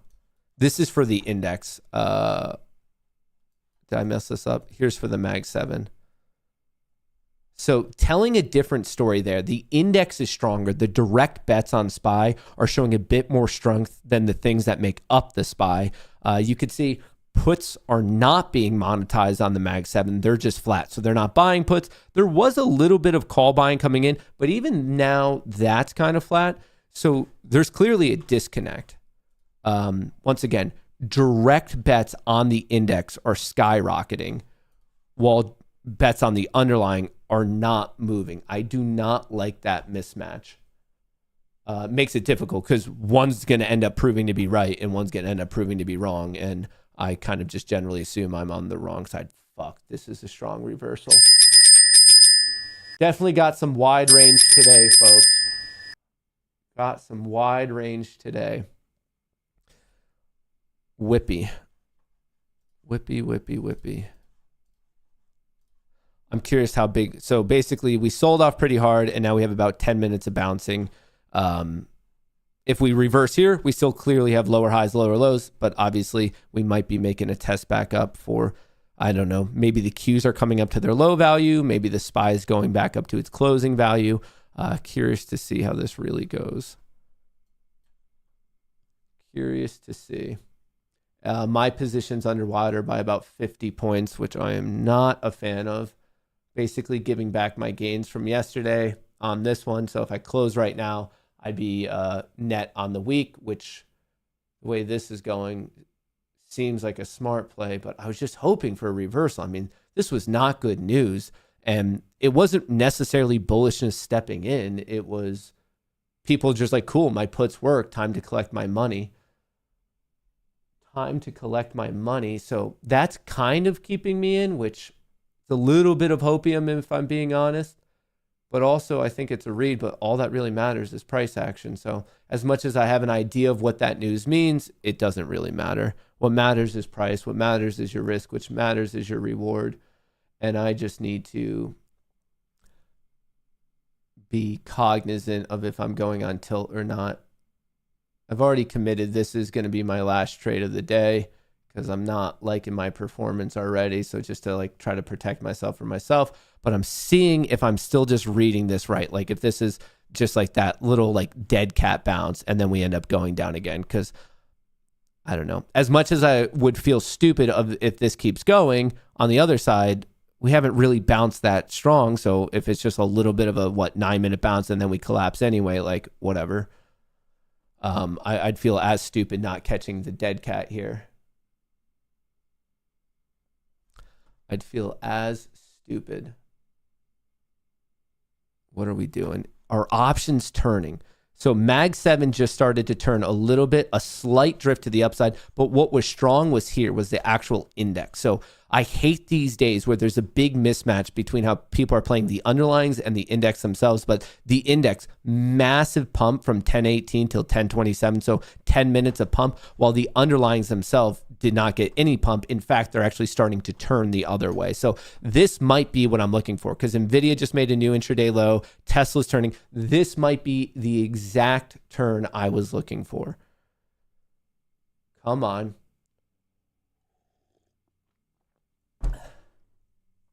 Come on. Turn. Mag 7's getting hit. Index options are turning a bit. Are we actually going to be able to pull a rabbit out of our hat on this one? Are we going to be able to pull a rabbit out of our hat on this one?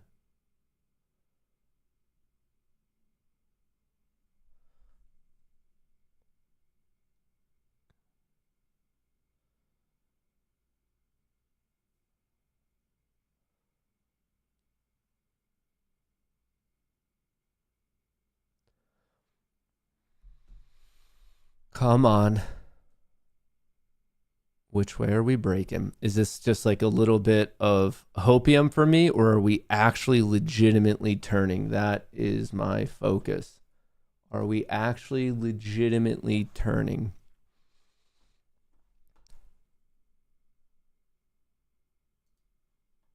Order All right, filled. I went short another one to bring up my average.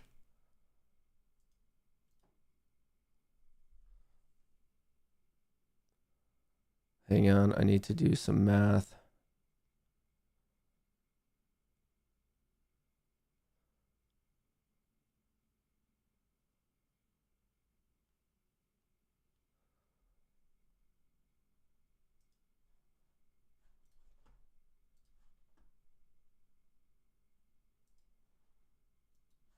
Order submitted. Order canceled. All right, I'm moving some stuff around, doing this, doing that, doing the other thing. Doing this, doing that, doing the other thing. Come on, just give me my fill. Come on. Come on. Keep going. Just need you to tag 46. Just tag 46. Just tag 46. Come on.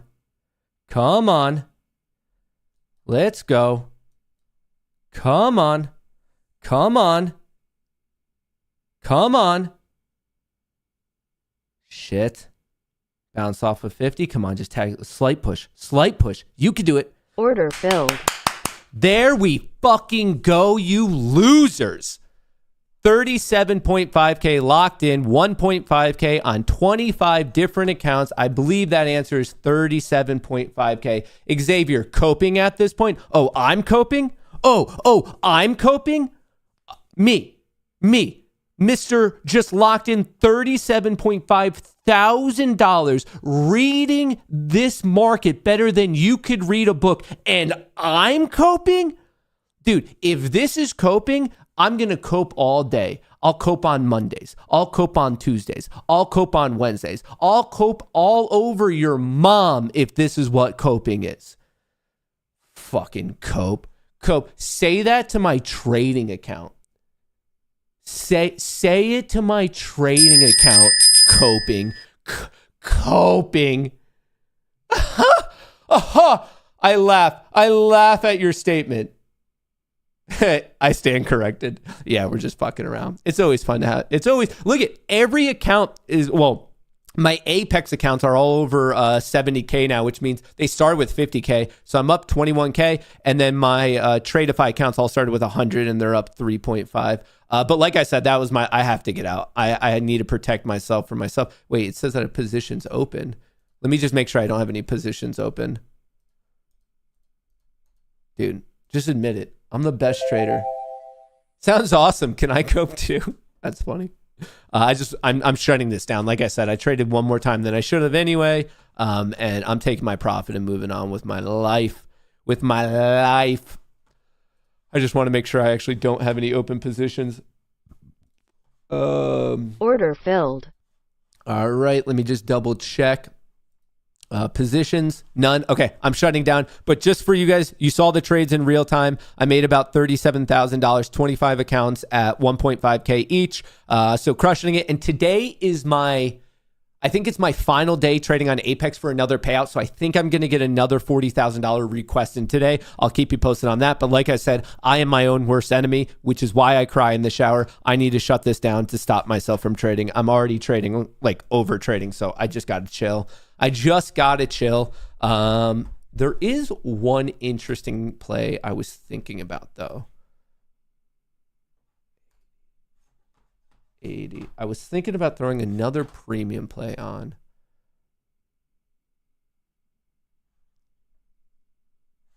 Do I want to do that? Mag 7's getting hit, but index is picking up here. Oh, so the SPY made a low. The Q's undershot the closing value, the low value from yesterday.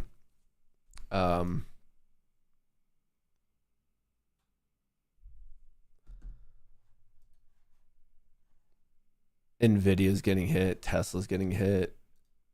Broadcom's getting hit. Micron's the only one holding. MSTR is getting hit. Coin's getting hit. Meta's getting hit. Everything's getting hit. I think this eventually sets up for a nice buying opportunity. No one knows when, because you got to take it day by day. You got to take the price action. But what I find a bit concerning about today is what you could see on the SPY is we still have lower highs. Look at this trend line or the blocks, like whatever. We have lower highs and the same lows. If this prompts the SPY, like I started out the show with this, my bearish case is if we push below and close below 591, that is not good on the SPY. If we push below and close below 512 on the Qs, that's not good. So we're still in a bearish trend. I know the EMAs are up, but they're flat. We have lower highs, the same low. We have lower highs, the same low. So we need that to either continue and we break these lows, or to reverse and we put in a new high. Obviously, the SPY and the Qs got perfectly smacked at this trend line. So that's not so good. So watching that, NVIDIA, that's disgusting. ASML, that looks fine. Broadcom, not so good. Took out a recent low, failed the breakout. Micron's looking fine. MSTR is actually fine. It's an inside bar. Coin's breaking down, a fake out breakout. That's not so good. Meta, complete reversal. Rumble, trying to hold on. Tesla, that might be a lower high. Is Tesla actually coming back to 379? Hang on. I might want to play something on Tesla here.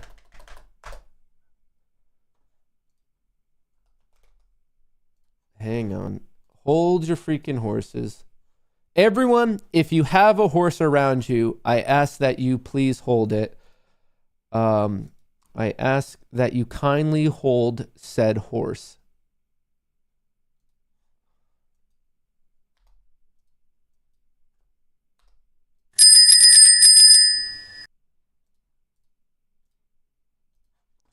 All right, I just did another swing play. Let me take a screenshot. Once again, folks, if you want to join the Goonie Trading Discord, where we kind of go over all this stuff, BS all day, have a good time, your first month is free, pinned to the top of chat right now. Join up. You literally have nothing to lose. Your first month is free. There's no like hardcore expectations or anything like that. If you want to stay around, awesome. And if not, just cancel your account within the first month and you're not going to get charged anything anyway. So I just posted another swing trade in there. We have swing trades, we have day trades, we have people trading futures, crypto, options, equities. Like, you're going to find a good support group in there, at least in my humble opinion, you will. I just wanted to let you guys know about that. Just literally, it's as easy as this.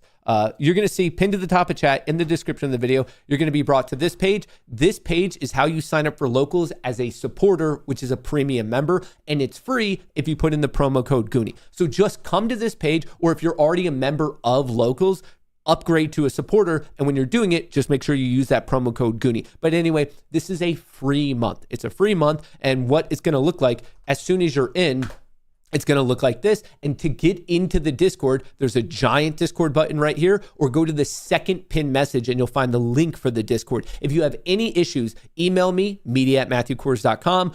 You can DM me on Discord, MMK147. You can DM me on Twitter, Matt_Kors. You can talk to a mod in chat. Those are all ways that it can help. But anyway, there's the Discord link, or you could click on that. And this is what it's going to look like after you sign up, once you have it, like this promo code put in. And then once again, if you want to reach out to me, probably the best way to do it is to DM me on Discord, MMK147, and I will personally assist you. But if you want those trades in real time, access to the previous lectures, we do day trades, we do swing trades, we talk about these prop firms, we do all that good jazz. What's going on? Oh, we are breaking down. We are breaking down. We are very much breaking down. Golly. And actually, you know what? Is it worth it? This is a trade that I just put in this morning, already up 1.6K. Your first month is free. You could have gotten this trade for free. I executed this today. I put it in there at 10:05, 10:10, something like that. This would have, already paid for 2.5 years of the service. Your first month is free. It's about to pay for 3 years of the service. Is it worth it? The direct answer is yes. Clearly, it's worth it. Not just from the trades. More important is viewing the market, the right mental framework. It is growing. It is going. It is growing. You'll be better off being in here than not being in here. Ask anyone in the Discord. If you look at in front of your eyes, this is growing. And now it's up 2K. When I started this, it was up 1.6, then 7, then 8, then 1.9, now 2, now 2.1. Do we hear 2.2? Do I hear 2.2? 2.2? 2.2? Nope. Back down to 2. 2. There we go. Dingity ding ding ding. 2.2. This was called out in real time in the Discord. And my point is you don't have to risk anything because your first month is free. Check it out for a month. If it's for you, great, stick around. I think you're going to really enjoy it. If the shoe doesn't really fit, okay, no harm, no foul, cancel in the first month and you weren't charged anything anyway. I'm putting my money where my mouth is, showing you my trades in real time, offering you a free access to this service so you can test drive it to see if it's appropriate for you. So just want to let you guys know about what in the world is going on there. And that's one of 3 new trades on the day. One of 3. All right. Tesla. Oh, we're looking at double Tesla. NVIDIA is getting smashed. Discord is the thing that is attached to the baby when it's born. Also correct. Also correct. Good call. Islam is a problem. Well, that's a weird thing to interject on a degenerate trading show, but I guess to each their own. I'm not your mom. I am not your mom. All right, 5 minute. Did we break out of the major range? Yes, we did. Oh, I didn't even. Okay, like I said, we are now officially in my bear case scenario. This is now that we broke 59.40, we don't appear to be holding it. Remember, this was no man's land. Bullish breakout. My first target was 6025. My next target was 6040. Now that we are officially in the bearish territory, my first target is 5920. We broke below 5940. Now we're looking at 5920. That is my next target. And then past that, let me tell you what my next target is. My next target, if we keep going,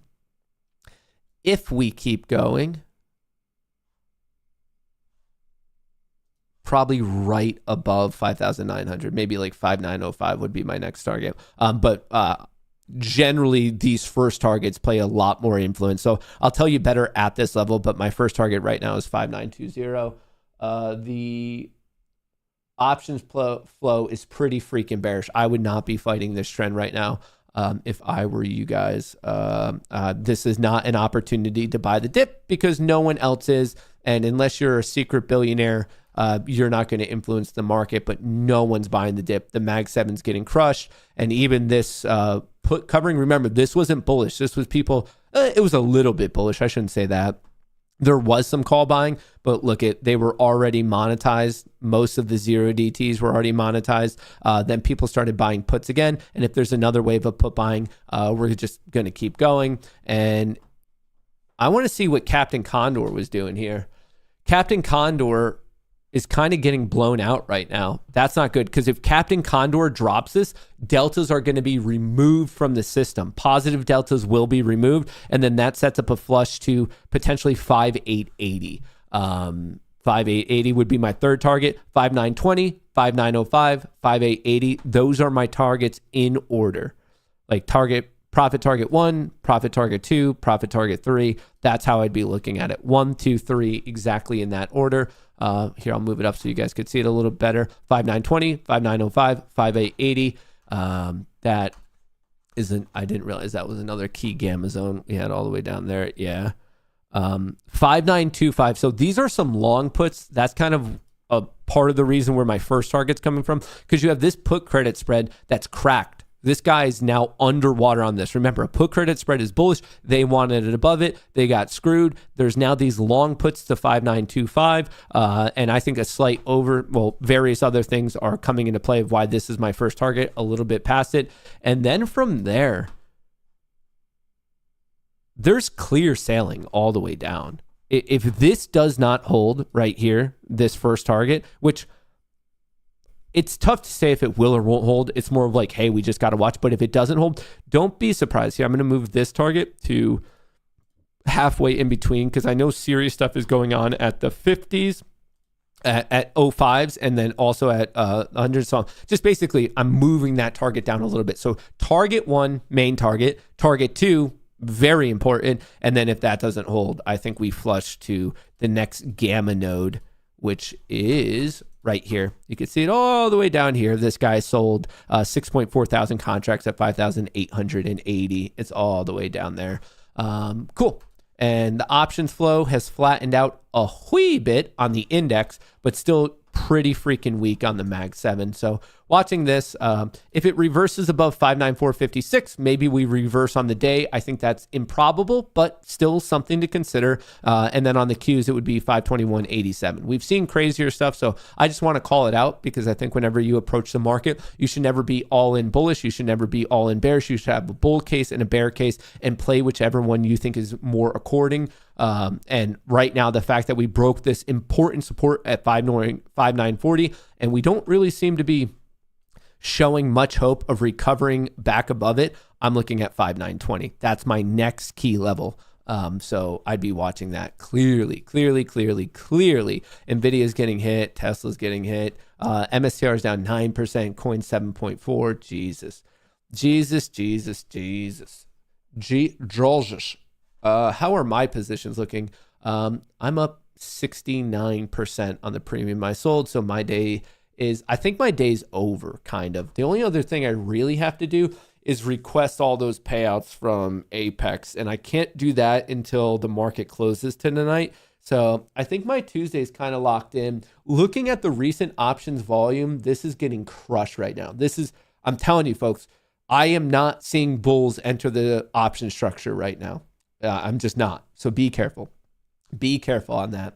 Oh, a quick question. This is up on YouTube and Rumble, but I just wanted to ask you, how many of you saw this video, view your channel? And for the people who did view this, this video, MicroStrategy stock is set to explode, squeeze prediction.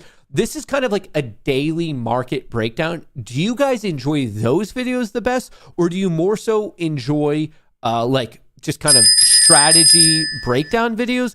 Do you enjoy like daily trader journal updates? Do you like the journaling thing? Do you like the market news? So either your votes are either market news, trading journal, or like actual like education and trading systems. Or do you like a mixture of it? Like I'm trying to understand because as you can see, there's a wild movement. Sometimes I get 11, sometimes I get 1.6. So it seems like there's less interest in the trading systems and more interest in like kind of the trending news.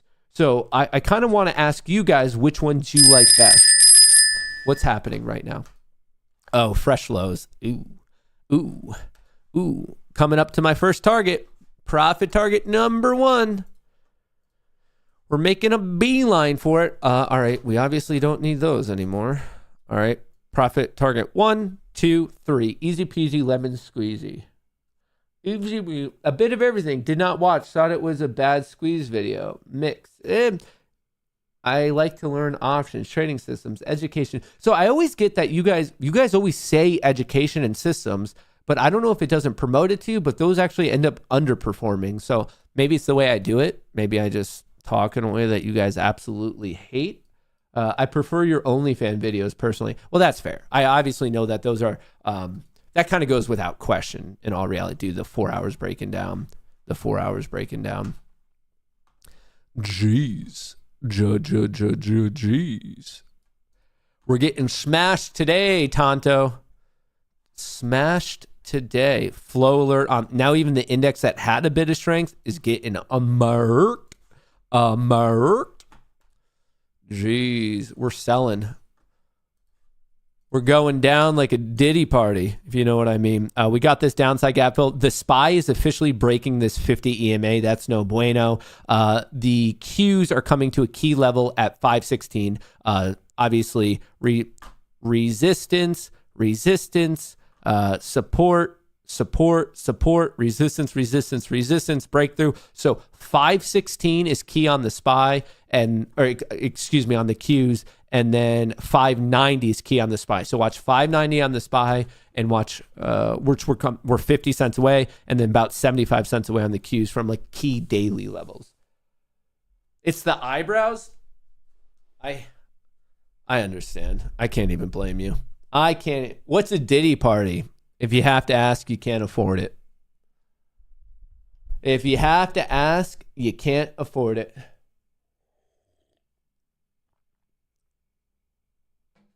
I don't know what you mean. Can you explain it? I don't know what I mean either. I think I need myself to explain it to me. If you're picking up when I'm laying down. If you're picking up when I'm laying down.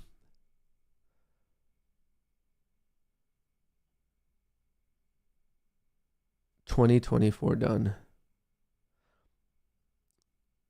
Jesus. A little bit of a bounce there in the short term. All right, let's go back to SPX. Let's go back to this 1 minute. Finding some support at this 25 level, which appears to be where this long put is. Someone has directional bearish long puts right there at 5925. So getting a little bit of bounce there, but look there's nothing to save it below. If this doesn't hold, it's pretty much a flush to 5,900. There's just nothing in there. Nothing in there whatsoever. So watch 5,925, which is literally right where we bounce. I had a little bit of an overshot because I tend to see that sometimes it goes over by like 1 or 2 points. So that's why I have support at 5,920. But the longer we remain below 5,940, the longer that happens, the more it cements the bearish position on the day. This is losing key option support. So we've already been there since 10:39, so it's been about 11 minutes. Watching this very closely, watching for a recapture of that or a snap, a complete snap of 5,920. And then I think that depends what really decides like the next overall move. I'm seeing a little bit of an uptick in options right now. Let's see what's happening. Puts are being closed. They're being monetized. There's a little bit of call purchasing, but the delta's moving positively more so because of puts being monetized. The Mag 7 is actually picking up here. Longer dated calls. Someone's buying longer dated calls. I wonder what they're buying it on. Is it NVIDIA? Is it NVIDIA? Is it NVIDIA? Yeah, people are buying longer dated calls on NVIDIA right now. Interesting. They're using this drop all the way to 142. Maybe they're trying to load back up to 150. Honestly, we don't even have to guess because we could look at it. We'll find it here. I'll find it for you. NVDA.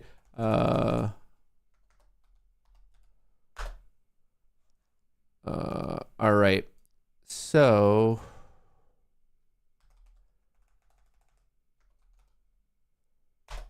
let me switch over the screen so you guys can actually see what I see. So in the past 15 minutes,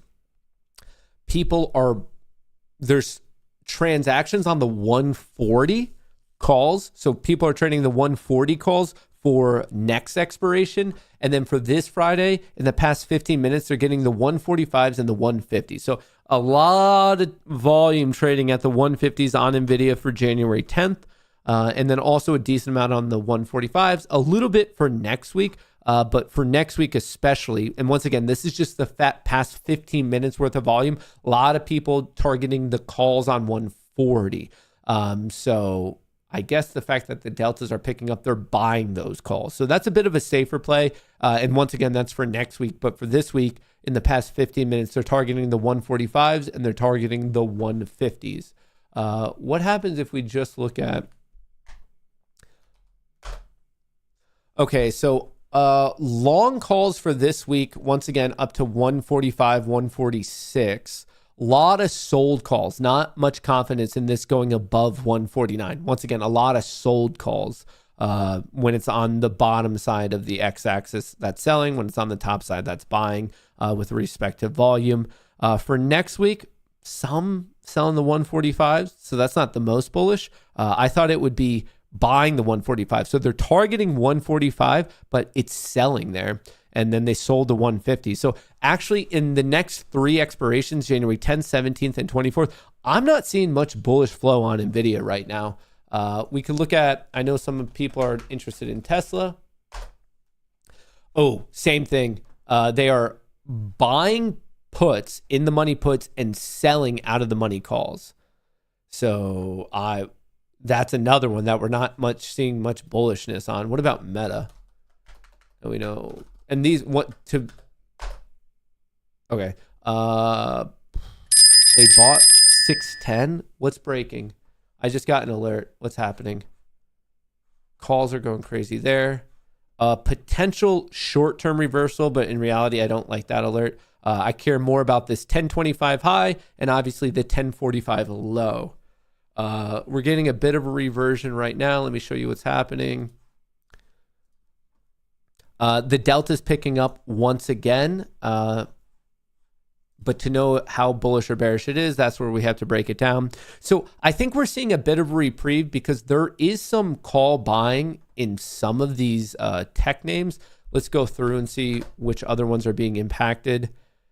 Apple, no, it's not Apple. It is not Microsoft.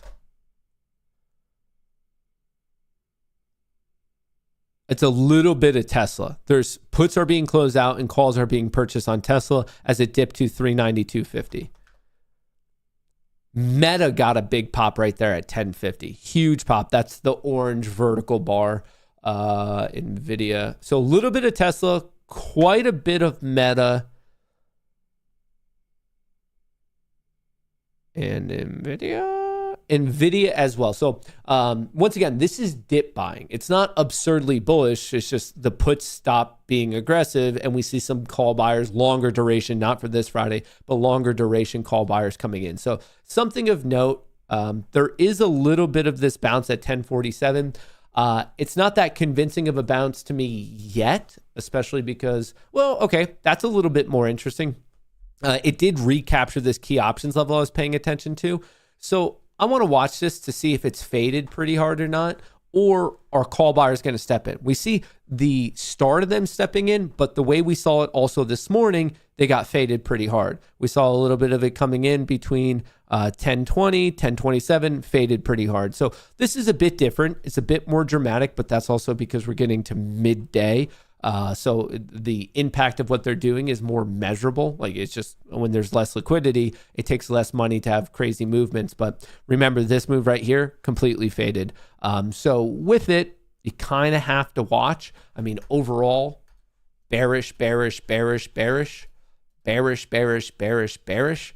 I would need not only a break of this 1025 high on ES and NQ or the SPY and the Qs, call it whatever you want. I would want to break in a hold of that 1025 high. And then maybe I'd be like, okay, maybe the bears are coming, or excuse me, maybe the bears are losing. Maybe the bulls are coming back fighting. But until that happens, the bears are in control. Do you think NVIDIA retest yesterday's bottom? Doesn't matter. That's not the right question. That's not it. Remember, trading is not predicting. That's more so for investing. This has a lot more to do with reacting. You can react to breakouts and breakdowns, and you can acknowledge key levels. But in terms of like, will that level be tested if you're identifying it as a key level? It's just a certain probability between 0 and 100. That's it. This idea of like, do you think, yeah, like it could happen with a certain probability associated with it. A lot of like that mindset is very common in retail trading of like, do you think level whatever XYZ is going to be tested? I don't know. No one should know. And it's so common in the world of retail trading. And yet most retail traders lose money and they don't realize that maybe they're just not trading properly. All you can do, this is what you should do. Identify key levels, set alerts at those key levels, and then watch for the price reaction at those levels and play off them accordingly. That's all you do. Like when I do this, I'm just identifying key levels, the previous close, the previous low, a potential trend line, a potential market structure shift, a continuation. I'm just identifying key levels and I'm looking for how the market reacts to it. That's what you do. You don't just sit there and say, oh, I think this is going to be tested.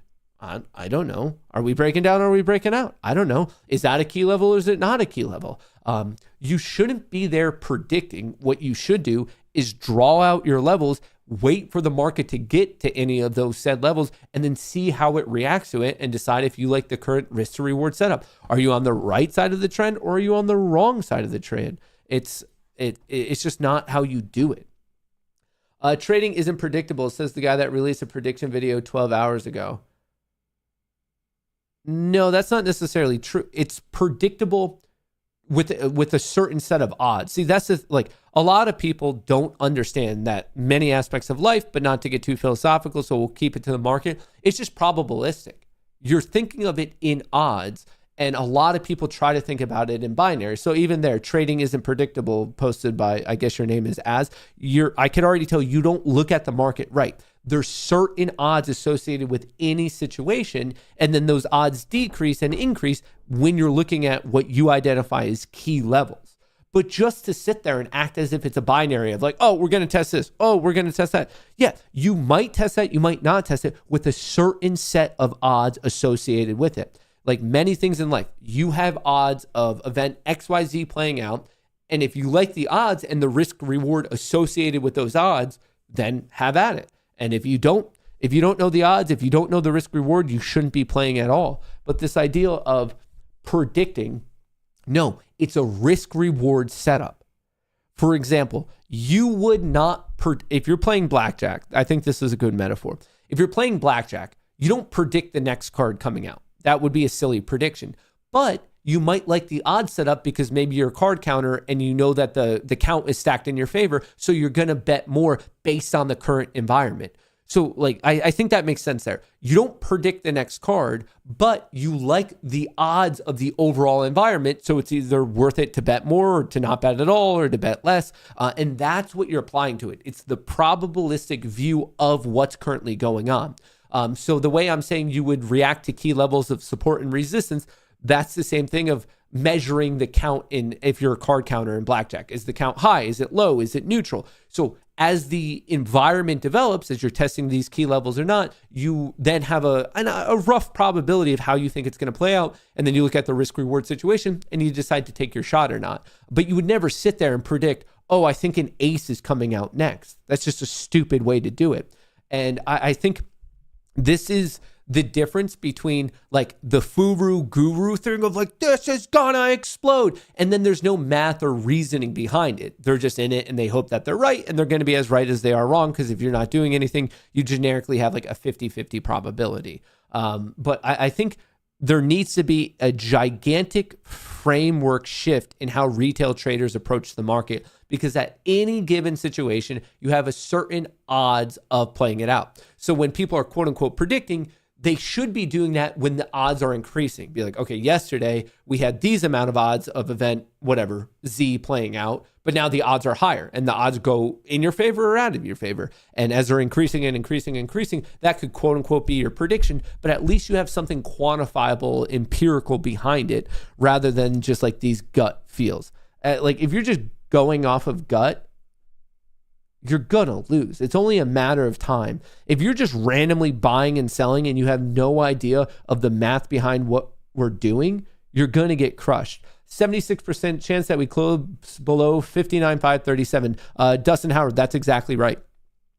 So Dustin is calling out some of the stats that we went over in this video, easy money trades right here. It's on Rumble and also on YouTube. But Dustin, without giving away that, like he's calling it out and he is 100% right. There is a 3 in 4 chance. There's a 75% chance that we close below 595.36 and a 3 in 4 chance, a 75% chance that we close below 524.54. So right there, those are the odds. Is it a guarantee? No, but you at least now have some odds for this situation to apply it. You wouldn't just do like a random prediction of, oh, like, are we going to touch that and then get rejected and vomit and make a new low? Yeah, I mean, there's odds of that happening, and that would be a very difficult thing to discern. And I guess if you're at the mathematical research level of being able to do those types of models, you're probably not watching this show anyway. You're probably running your own portfolio, not listening to the dumb shit that I have to say. But what Dustin's bringing up, that's a perfect example. Right now, in real time, and this became true at 10:05, somewhere between 10 and 10:05, it became true that we know with a 76% accuracy, we will be closing below the previous close value, 595.36 and 524.54. That event is true if we close all the way up at 524.53 or all the way down. It doesn't matter. As long as we're a cent or anything more below it, that would then like resolve to be true. So right now you have a 76% chance of saying this is true, which how do you trade that? Well, you could sell call credit spreads right now at 596, at 525. Yeah, that's completely fair. Another way you could do it is if there happens to be an intraday reversion above it, and then you start to see some weakness, you could throw on a bearish position by buying puts, selling calls, shorting, because you know that the odds are in your favor. Especially if you're above it to start to drop, like clearly the odds are in your favor. So there's various ways to approach it. But this idea of, do you think XYZ is going to happen? As in like, is this going to go up from here? Is this going to go down from here? Are we going to make a new low? Are we going to make a new high? It's not binary. It's just, there's a certain probability associated with it. And if you like the probability, when you consider the current risk reward, okay, have at it. And if you don't like the probability or you don't like the risk reward, you stay away. This bastard pumped up AMC, made money, and disappeared. Don't listen to Matt Kors. What? Prod Harker J. Okay, since you had a statement, is it cool if I ask you a question? This bastard pumped up AMC, made money, and disappeared. Don't listen to Matt Kors.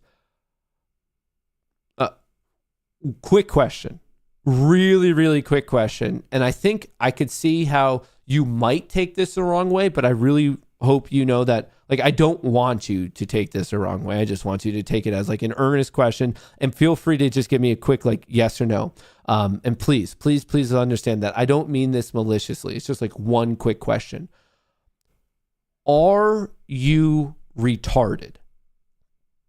Once again, like it's just it's an honest, earnest question. Like, I don't want you to take that like personally. It's just like a question. Like, you know how some people say, "Oh, is it hot outside today?" And you say yes or no. That's the question that I have for you. Are you retarded? Just quick yes or no. I think I know the answer, and I think almost all of chat knows the answer, but I'm just curious. I'm curious if you know the answer. I know you probably weren't expecting a surprise quiz today, but here we are. Here we are with a surprise quiz anyway, so we might as well get to it. Did he leave? Maybe I could ask him in chat directly. Maybe he doesn't know how to type. That might be a fair thing. Shit, you guys are chatting too much. I can't find his... What the fuck is his name? What kind of name is this? Are you?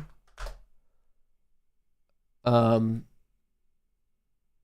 put it in chat. Maybe he's just more of a reader, but based on what I think the answer to this is, I'm not sure if he actually knows how to type. So we're gonna get into that one. I don't know if we're gonna get an answer, unfortunately. I don't know. I guess if he answers, let me know, because I'm now curious. Like, now I'm invested in this particular story of like what happens. Yes, definitely yes. Duh, yes. Just when it comes to the markets, that's the ABCD answers. Can I talk about Tesla? Yeah, sure. It's not looking good in the short term. I still like it in the medium term. I still like it in the long term. But in the short term, lower highs, lower lows, got rejected before even testing the trend line, just broke the previous low. This is a downtrend. Look at these green bars are the recent highs. The red bars are the recent lows. Lower highs, lower lows. The bears are in control. If we break above 426, if we take out this trend line, we make a new high, maybe trend's reversing. But all I can tell you right now is the bears are in control, and they've been in control ever since they made this lower high between Thursday, December 26th, and Friday, December 27th. But right now, it's just the options market. Whoa, Mag 7 got picked up quite a bit there. So people waited till about 10:47. This is interesting. Mag 7 is picking up like no other, but there's almost no impact on the underlying. And then look at this. The index is perfectly flat. Is this NVIDIA? What's happening here?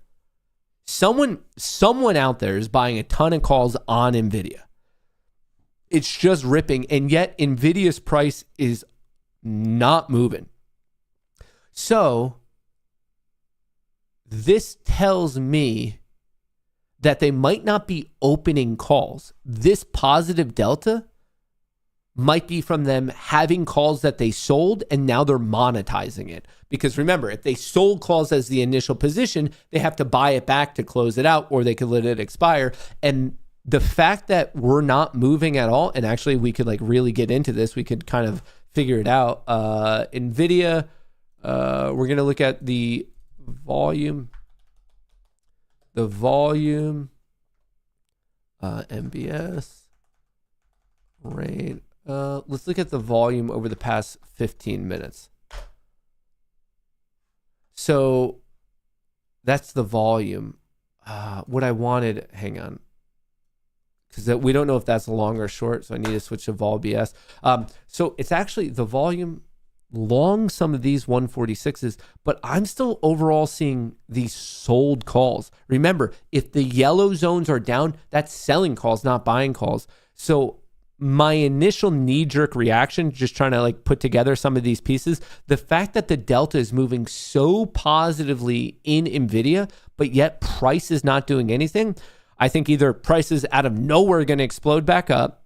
These are really deep trades, like as in time frame, like maybe I just looked at the next three, maybe this is in February, March, that's obviously possible, but whatever it is, this positive delta movement, which if someone sold calls and they're buying it back to close a position, maybe that's part of it, maybe it's deep down the line, or the price is actually about to pop. But whatever it is this huge positive movement that we're seeing in the Mag 7 is specific to NVIDIA. We're not really seeing it elsewhere. We're not necessarily seeing it on Tesla. Tesla's flat. Apple is actually going down.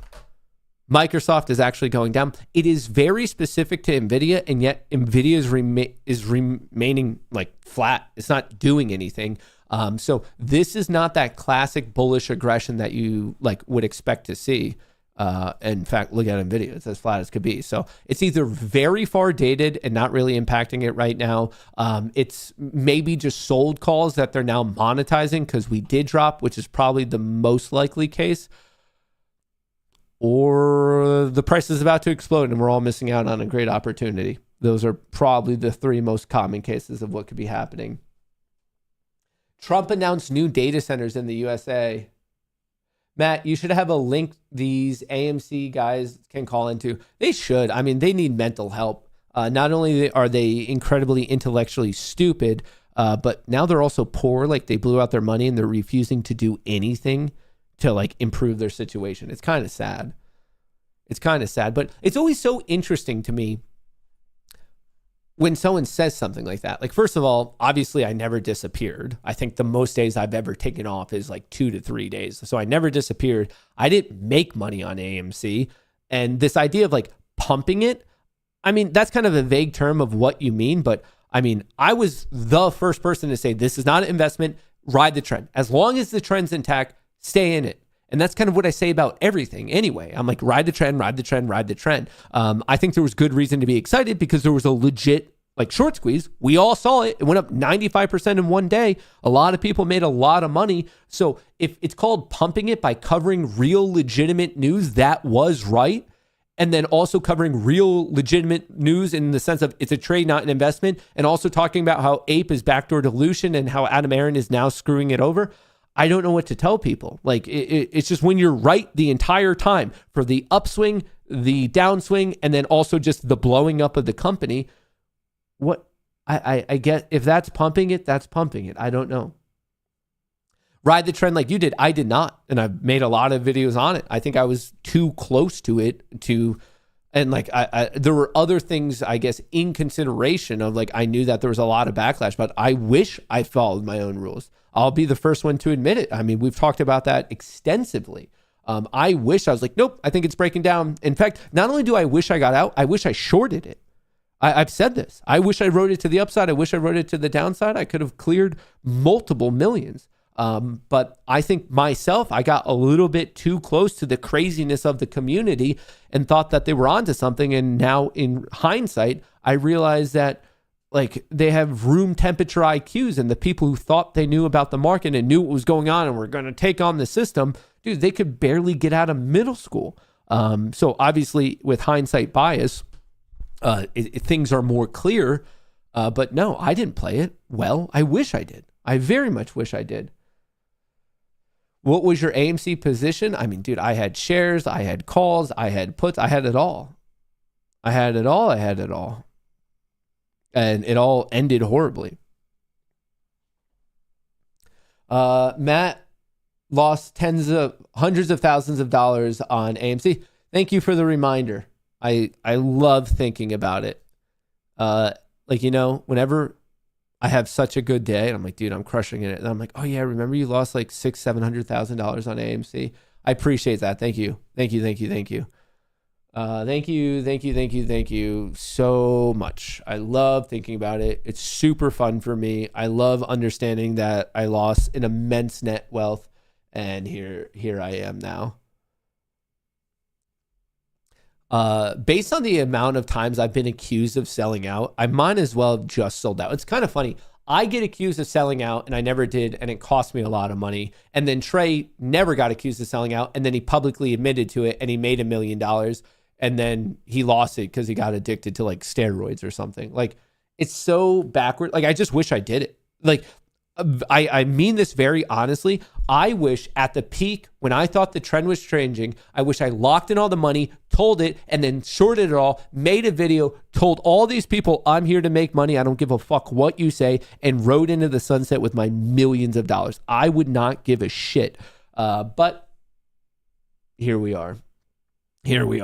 Remember Bam? Oh yeah, the vibrations. He's like, yo, there's vibrations at this level. There's vibrations, brother. Vibrations. I mean, there's just, it's interesting how communities like that, they really do attract to some of the dumbest people. I think it should be studied. Some psychologists out there, some sociology professors should break that down and be like, dude, what the fuck was this? All right, I'm now watching that high. I'm now watching that. Tesla's picking up a little bit. NVIDIA's not looking so good. MSTR, coin, Meta's picking up.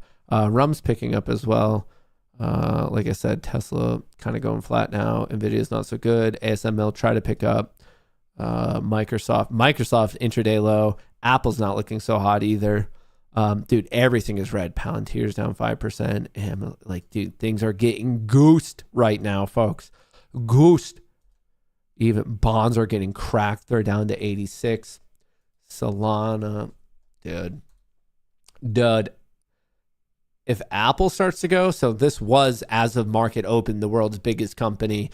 Based on the sell-off, I bet it's now down to 3. But if NVIDIA keeps going, Apple keeps going, and Microsoft, these are the 3 big dogs. Dude, if you see like new intraday lows, Jesus, this is going to be bad.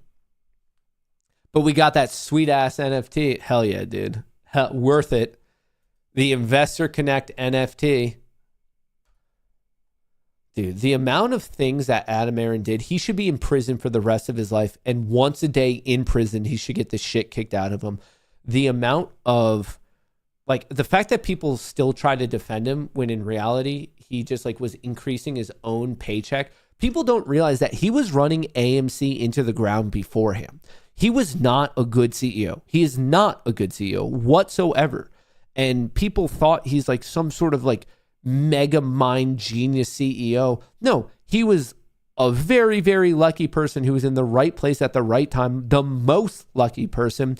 And then he basically just used his opportunity to line his own pockets, line the pockets of his friends. He used all of our money to do it. And yeah, he's still actively doing it for sure. And yet his sycophants, they have Stockholm syndrome. They think he's on their side. And name one thing he's ever done that's actually improved the stock. Nothing. He sells chocolates now. Oh, wow. That seems to be good.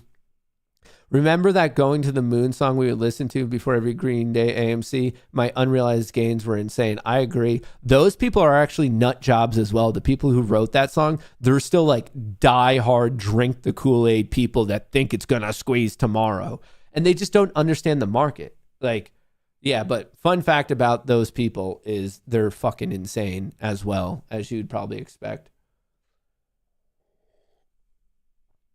Surprised AMC is still around. Well, the funniest thing ever about AMC, like by far, is the fact that its performance is ass. Last year's down 20%. I mean, if you look at the weekly, it's just getting demolished. And then the one that doesn't, quote unquote, have the apes following it, Cinemark, is actually making a comeback. In the past year, it's up 121%. So the whole concept of, oh my God, these hedge funds are attacking movie theaters. We're never going to see movies again. What about that? Nope. Cinemark, good leadership, good team, no help of the apes, crushing it, up 121%. And then the ones with the apes that like, oh, we're selling popcorn now, down 20%. So that tells you something. That's the crazy world that we're in. So SPY pop right here as people were covering their puts and buying a little bit of calls. We faded to just below the 1 minute EMA and we're hanging out just above this key breakdown level. So this was a breakdown. And like I said, the longer we stay below it, the worse we got. I would say this is a fake out breakdown that led to a bit of a bullish upswing. But I am kind of watching Apple and Microsoft because if they puke, I'm looking for the whole thing to puke. But the fact that the SPY and the Qs are still hanging out below their low from yesterday, that is not a good situation, Batman. That is not a good situation. So I'm either waiting for this breakdown or breakout of this recent high and the recent low. But folks, I forgot what time it is. And that means it's time for me to say not goodbye, but I'll see you later. Don't forget to sign up for the Discord. I'm going to go hang out with those guys. The first week is free. Use that promo code Goonie. I think you're going to like what's going on in there. Other than that, I appreciate all the good vibes. I hope you're crushing it in the market. I hope you're making a butt ton of money, and I hope you're ready to run it back once again tomorrow. Don't forget to like, don't forget to subscribe, turn on your notifications because we will be posting other content to all of the channels. So if you want to watch those trading journals, the market updates, and even the educational ones, turn your notifications on because it doesn't seem like they're really getting promoted to anyone. So if you're interested in that, make sure you're doing the notification bell icon thing. Like I said, love you all. Appreciate the good vibes. I'll catch you later. Peace.